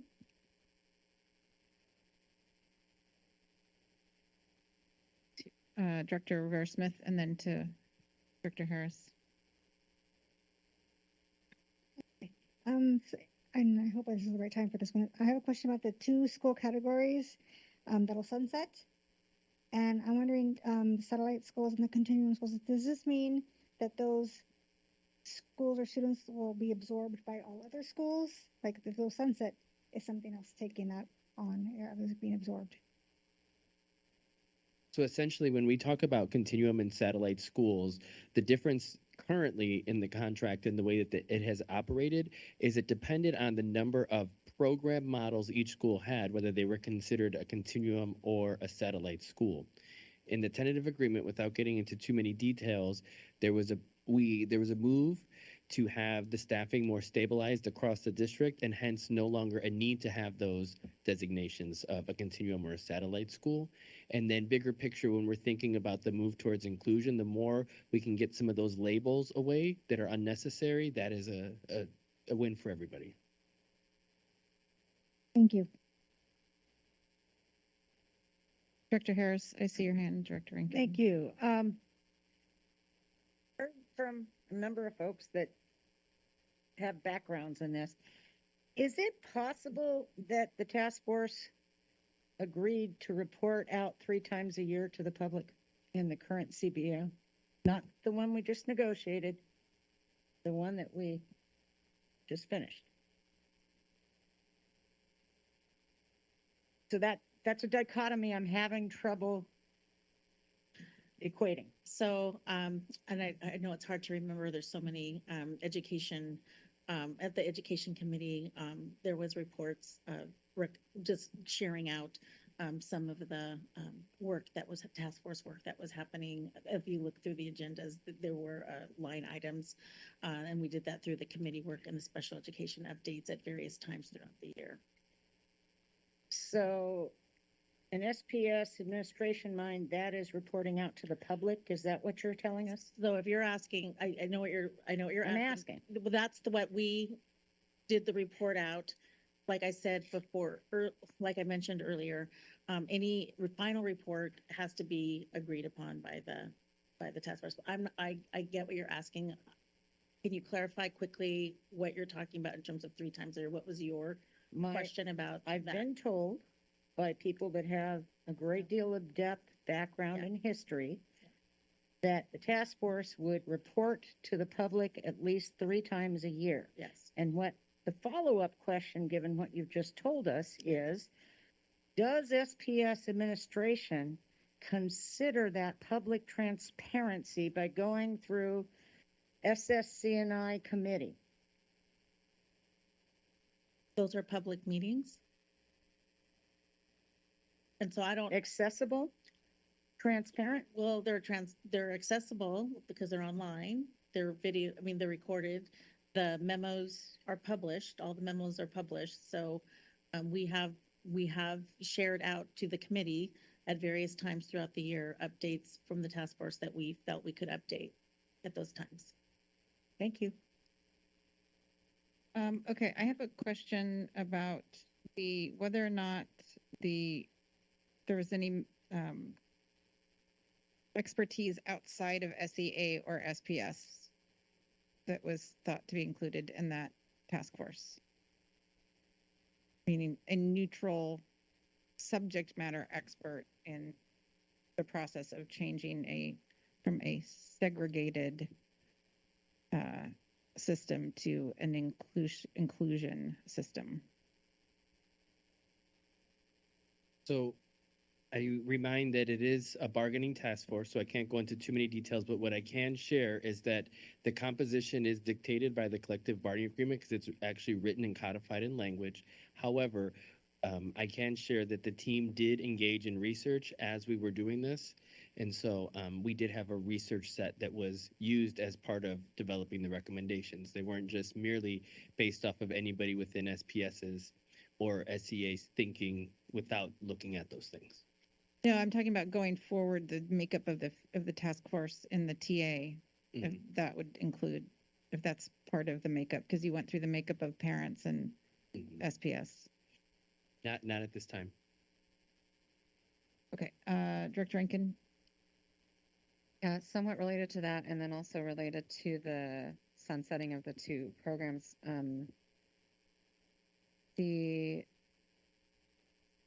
So if it's sorry to go to perseverate on this, if it's a bargaining task force, like the board, those of us right here are the representatives of the vision and the values of the community.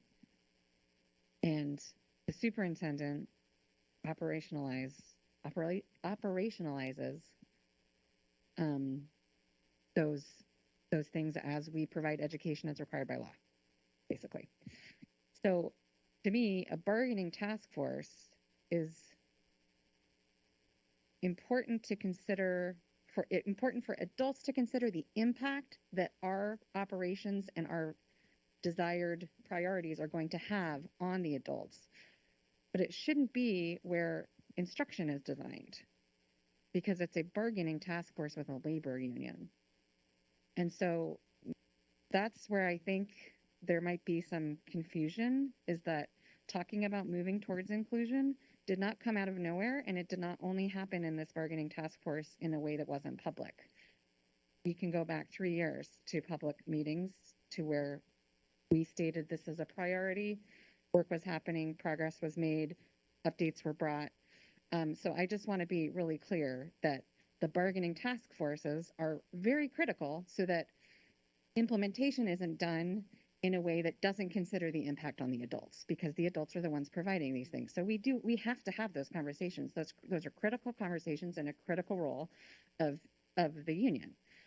But when I just want to make sure we don't get into designing what the district is providing.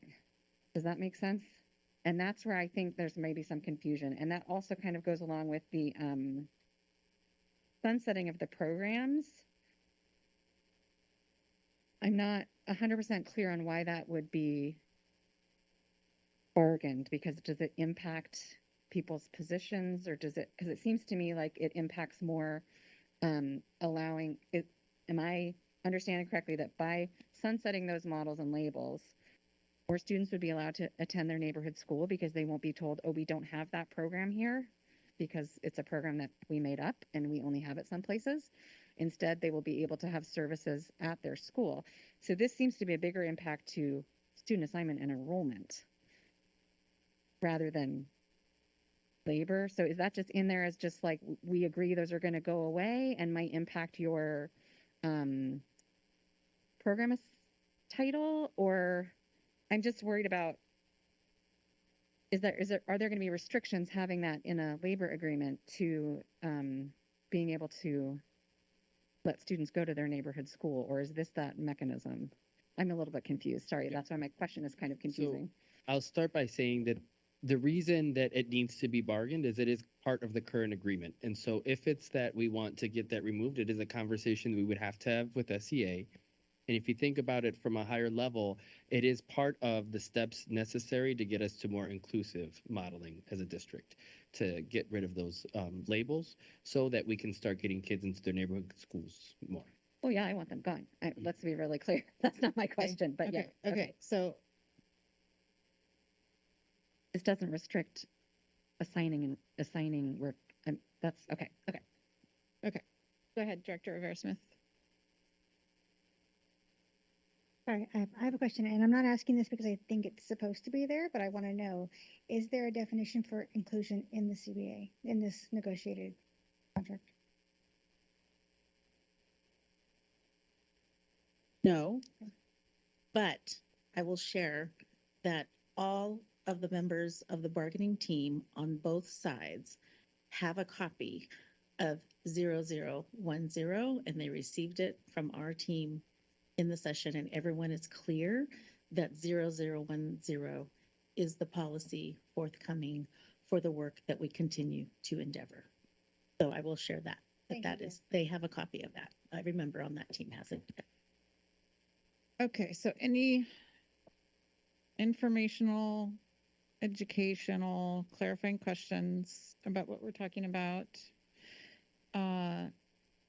Director Yuan, do you have any questions? Not to put you on the spot, but to give you the opportunity. Okay. So any questions on the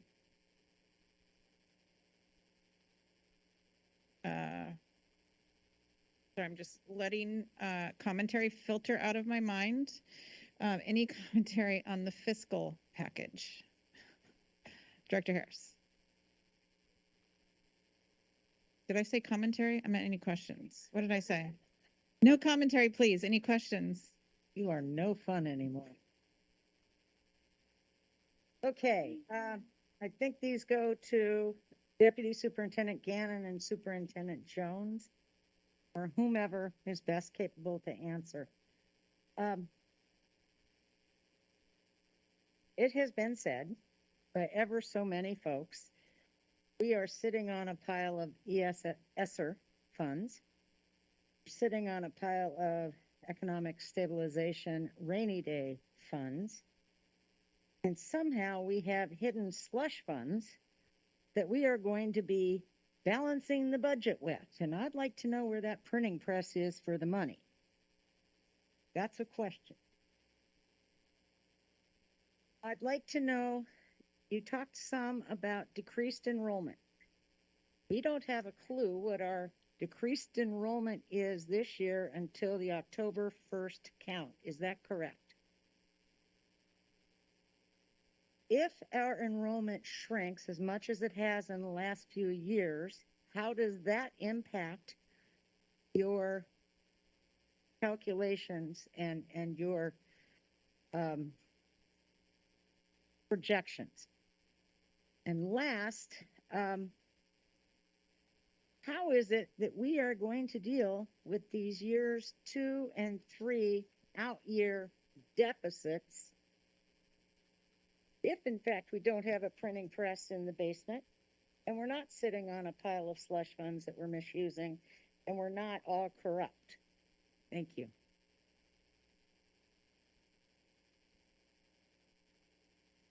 I will respond. No printing press. I'm not sure we even have a basement, do we? If not, I was not shown that on the tour. I do want Deputy Gannon to respond to our utilization of ESSER funds, but we do not, let me be clear, we do not have an extra set of funds that we are not accessing or utilizing.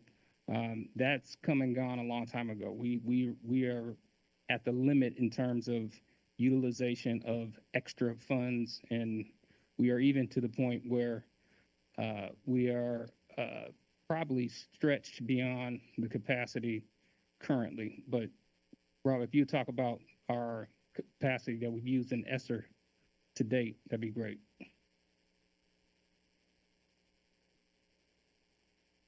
And just to confirm, we don't have a printing press, so we wish we did. It would be necessary for the out years. Continue your concern.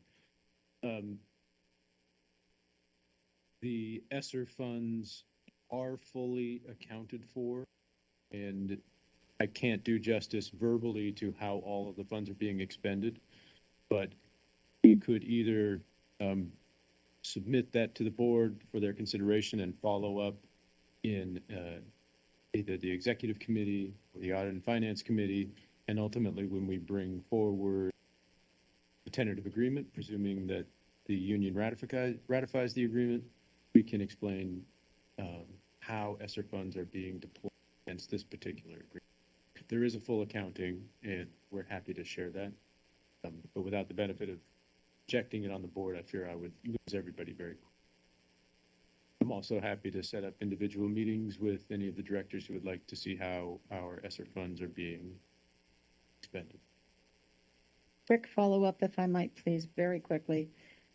At what point can we break down the 290-page line item budget into a 1 or 2 page communication tool to our public, to our legislators, and all the other folks who don't apparently trust us? And how soon can we get that out? Director Harris, we are working on that. I think, as I've mentioned to you in other sessions, that is in development. This is our first public discussion about that, but we are working on a simplified version of our current financial status that is suitable to share to a public, and have that available prior to the introduction of this item, again, were it to be ratified by the Education Union. Secondly, regardless of how SEA acts on the proposed tentative agreement, in October, we will be framing out the budget challenges that we'll face in development this year. We'll be speaking specifically to the use of ESSER funds, project what the Economic Stabilization Fund, what impact it could or could not have future shortfalls, and at that point also have a better understanding on the enrollment projection and what direct impact it has on future budgets. That is all information that in many ways desperately needs to be put into a public understanding, so that when we engage beginning in October, fully understanding the challenge that we as a district face.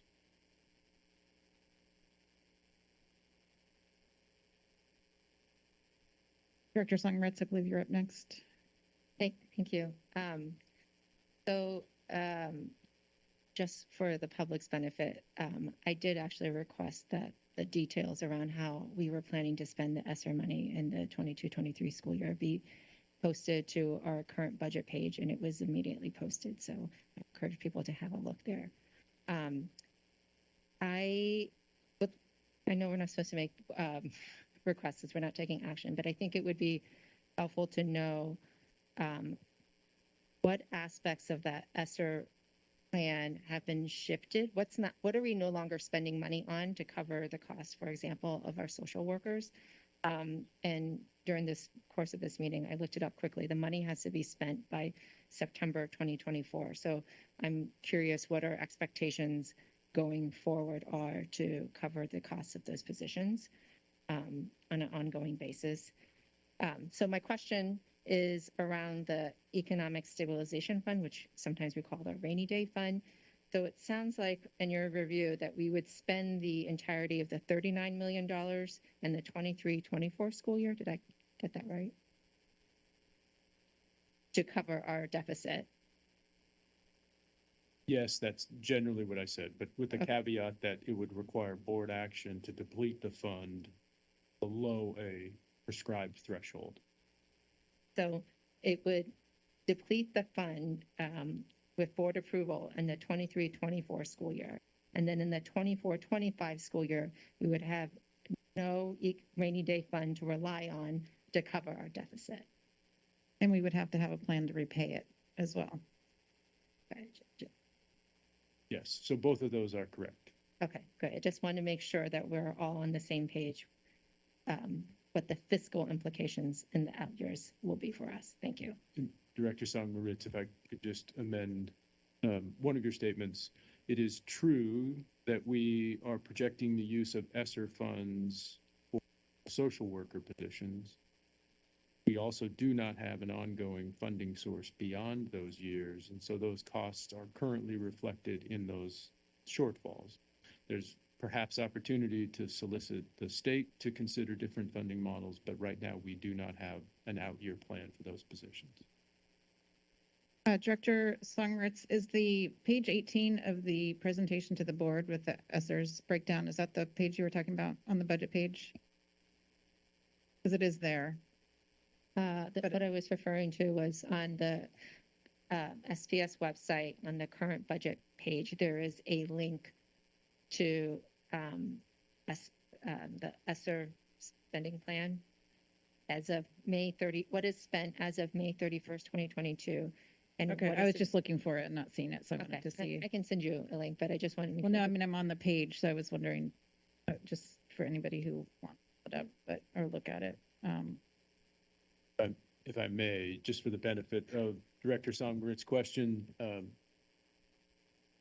use of ESSER funds is also now, well, how we have expended ESSER funds in the recently closed fiscal year now is part of our year-end closing process.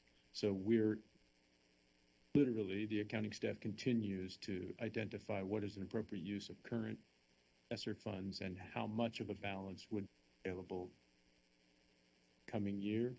So between whatever date you stated and today, those figures will shift slightly. That's what we're working to update so that we can present to the board a current picture of our ESSER expenditure and what is available in time under that legislation. Okay, in the meantime, there's one on page 8 of the June 22nd, 18 of the June 22nd, 2022 board presentation, if folks want to look at that. Very extensive detail. Okay, who is next? Director Rankin?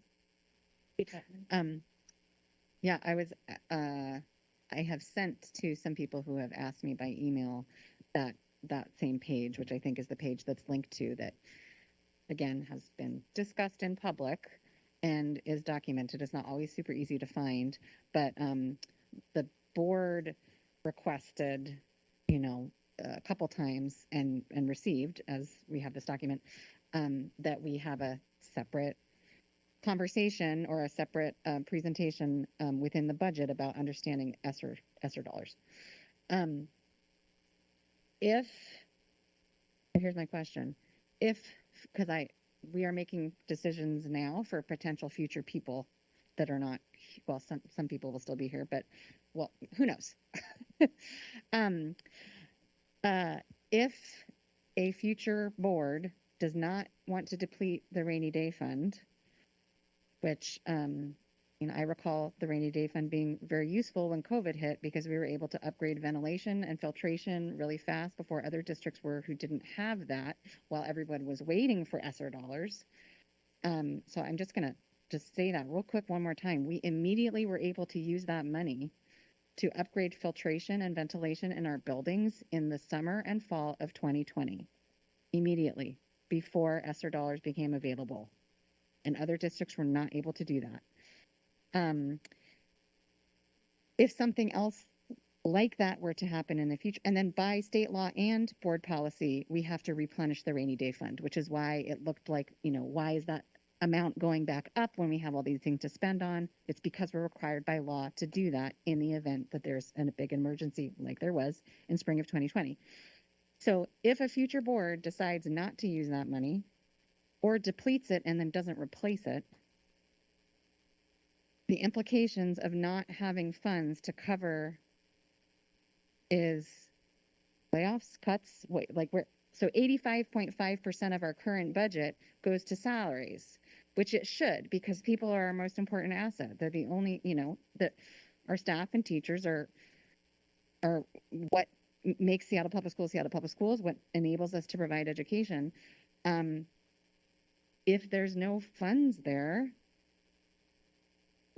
if we bankrupt, if a future board decides to bankrupt the district, the state takes over, I assume, because we can't spend money we don't have. It's state law that we have a balanced budget. Do you have a question? I do. I got way into opinion. So my question, I just guess I want clarification, because right now on paper, assuming it's ratified as is by membership, we, the board, will be asked to approve a contract that exceeds our budget. Is that, we will be asked to approve a contract that's more money than we think we can spend. I think you have the information. You have a question what happens about the information, and we'll have that conversation when that's before us. Okay. because I don't know that anything further can really be discussed about it at this time. I have a specific question. Did you have go ahead, Director Rivera Smith. It doesn't say so in anything we've seen right here. Are there any reopeners built into the the tentative agreement? A reopener, which would mean something that would cause us, or where everyone agrees to come back to the table to reconsider in the future. That you can, are sometimes built into the contract because things aren't settled. So there's one piece in there that discusses that over the life of the contract, we're going to be working on the workload calculator. And if at such time there is a determination between SPS and SCA that we would like to make a move on that, that would trigger an open bargain so that we would be able to implement that. But that is captured in the tentative agreement. That part I feel okay sharing, but yeah, that would be the only one that I know of.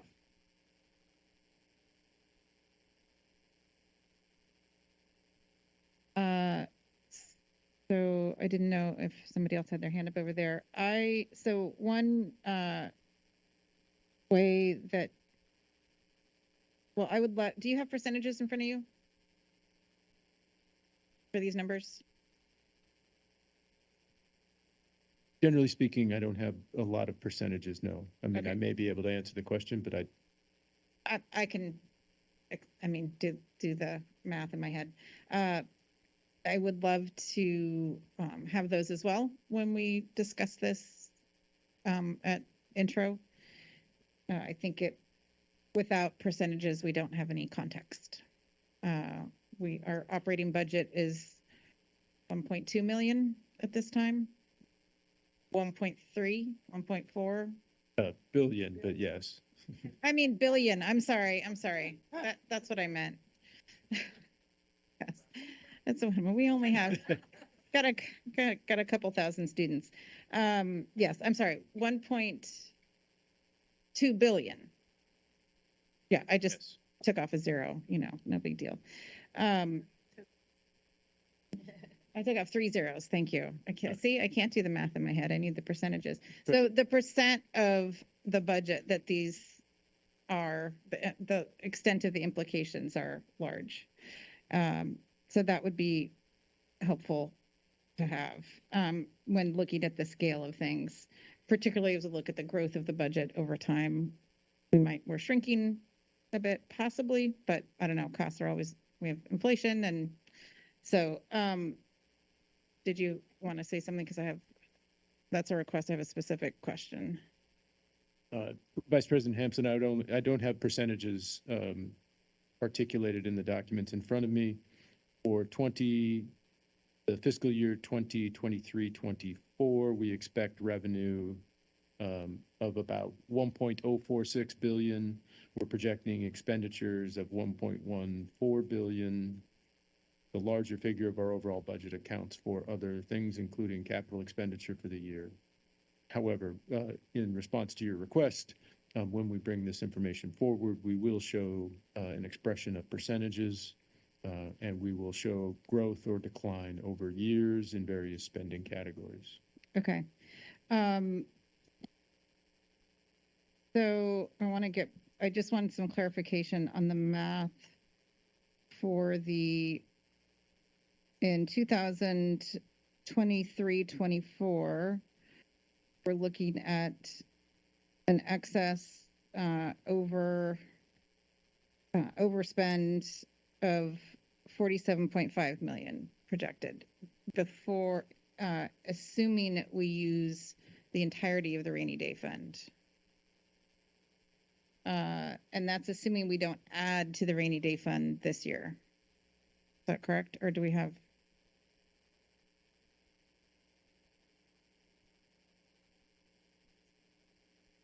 That's correct. The figure you cite, 47.5 million, makes a planning assumption that we would have used the full $39 million in the Economic Stabilization Fund.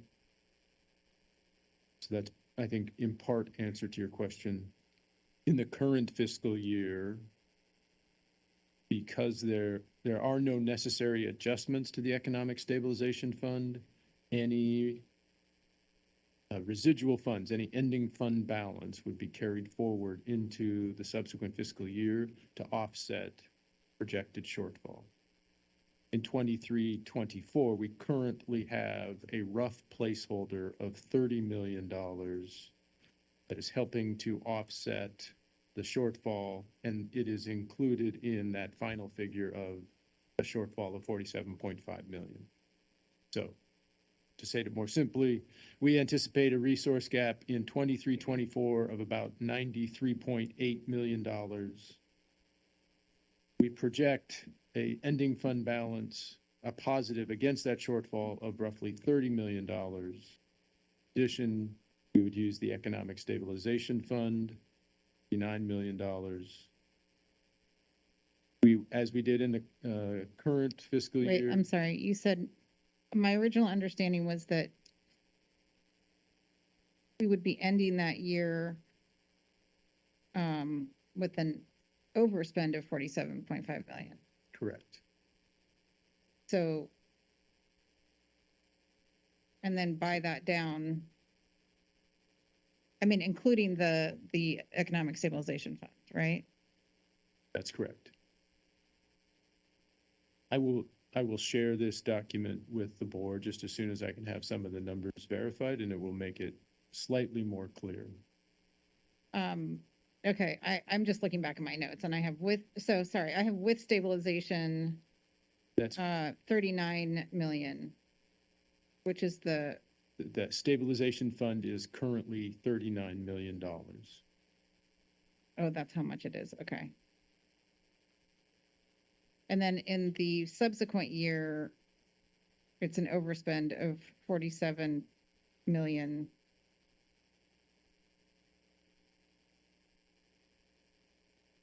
With a total projected ending deficit of 139 million.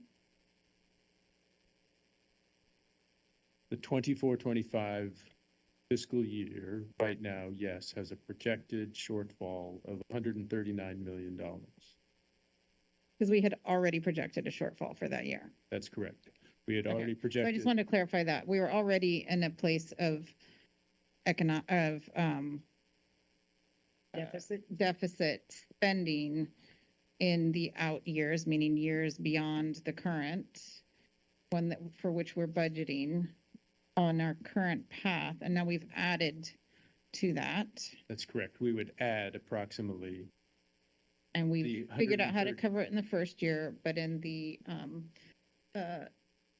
subsequent years, it's also pushed everything up a year, meaning we're going to hit those deficits sooner. And as far as we know, there's not a major, we didn't get any indication from the state that there's a willingness to come in and try to help us pay our teachers so that they're number one in our staff, so that their compensation is number one in the state, in the most expensive place, but then also meet the needs of our students through the rest of our operations.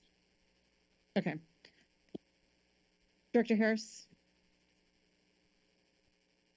Thank you. Quick question. One number that I have not heard, and I believe it's a numerator, is how many students are we basing these projections on?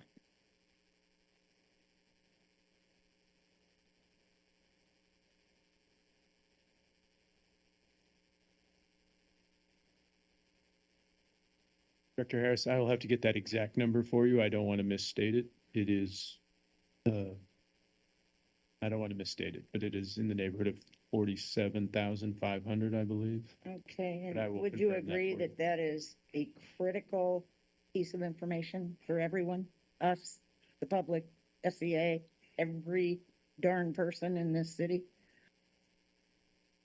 Well, I certainly wouldn't disagree with that. How about that? Works for me. Thank you, sir. I did want to get back to, Dr. Pritchett has the number of employees that are covered by the compensation package. So our total number, and it'll be slightly off because we don't have numbers, exact numbers for substitutes.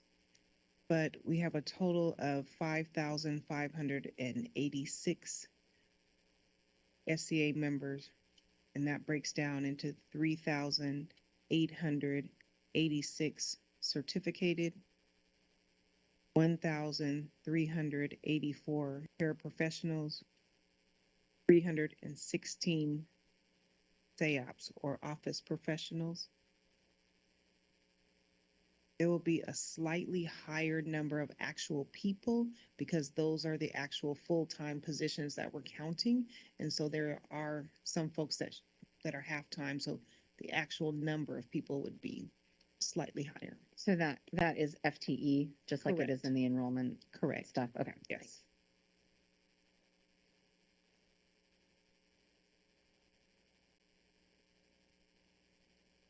Okay. Any other questions?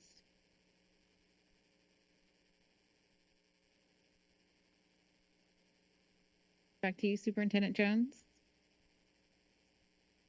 So as we normally do, bringing a TA to close, we start to compile all of the TAs, and then we represent it in a fully bound collective bargaining agreement. That effort takes weeks, months, but what we'll present to you is in a bar around the summary of the agreement, and so that would be the next step. And we'll be working on that with the assumption that there'll be a TA, that there'll be a ratification by SEA. So we'll start that work. And if in the event that it doesn't happen, we will still continue to work on bringing that binder, if you will, of TAs and ultimately the new 26 collective bargaining agreement. So that's the process. We're projecting to bring it to the September 28th board meeting for intro and action. So just wanted to just be clear on what we believe or what we're projecting are the next steps.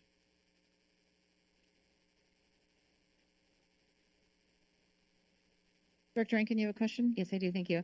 Sorry. So you said the bar will be a summary, not the full document? It will not be the full document.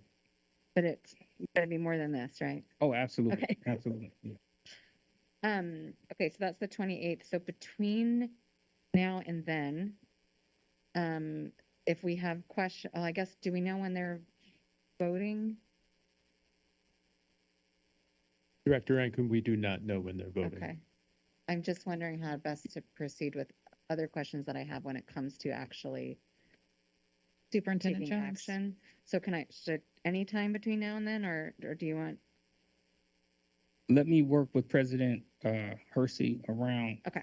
how it'd be best to collect information and present it to you all. If that's okay with you.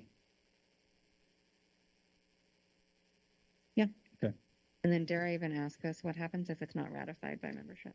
Liza. Okay.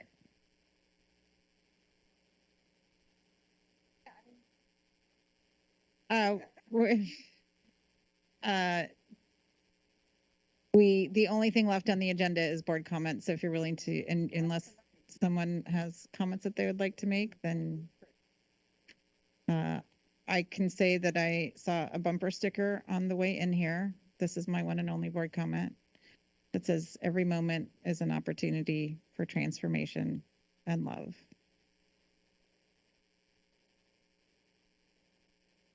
Can it also be an opportunity to remind everyone that this year's legislative session is a budget session at the state legislature? Is that your board comment? Yeah, my board comment as the legislative liaison for the school board is that a lot of the issues that have come up in the last couple of weeks are not new issues. In 2014, yeah, so this is my board comment. In 2014, voters passed a ballot initiative to reduce class sizes. Reduce class size, increase staffing for students all across Washington. Part of that stipulation was that it would be halfway funded in the 2015-2017 biennium and the rest of the way by 2019, and that has still not been funded. So why don't we have counselors? Why don't we have this? Why doesn't every school have a nurse? It's because The state doesn't pay for it, and the state is how we are funded. And so that passed by the voters of Washington State. It still hasn't been funded. We addressed some of that last legislative session. We got some enrollment stabilization from the state, but that was just for, that's gone. And some adjustments to physical, social, and emotional health for students in the form of nurses, counselors, social workers, and psychologists. Those improvements were really great for the state of Washington. They still fund less than the level that we in SPS fund those positions up. Commensurate with those increases, we also, the board approved in our budget in continuing to increase those positions. I think some of which may have been reflected in what we were just talking about, but it still doesn't meet the level of need that our students and our staff have. And that's on the state and also our special education multiplier. Anybody who wants to know more about that, I'm very happy to talk about it a lot, but I just have to say, remember that it is a state legislative budget year, which means they are planning how to spend money for the next 2 years, and they still have not made good on a commitment to voters that voters approved in 2014. We're the prototypical model. Okay, did you have comments, Director Rivera-Smith? Okay, and regardless, every day we show up here, and in spite of how well we may or may not be resourced, do our very best to create the conditions that allow students to succeed and find their joy and realize their potential. So thank you all for your service. And with that, we stand adjourned at 6:48 p.m. Thank you.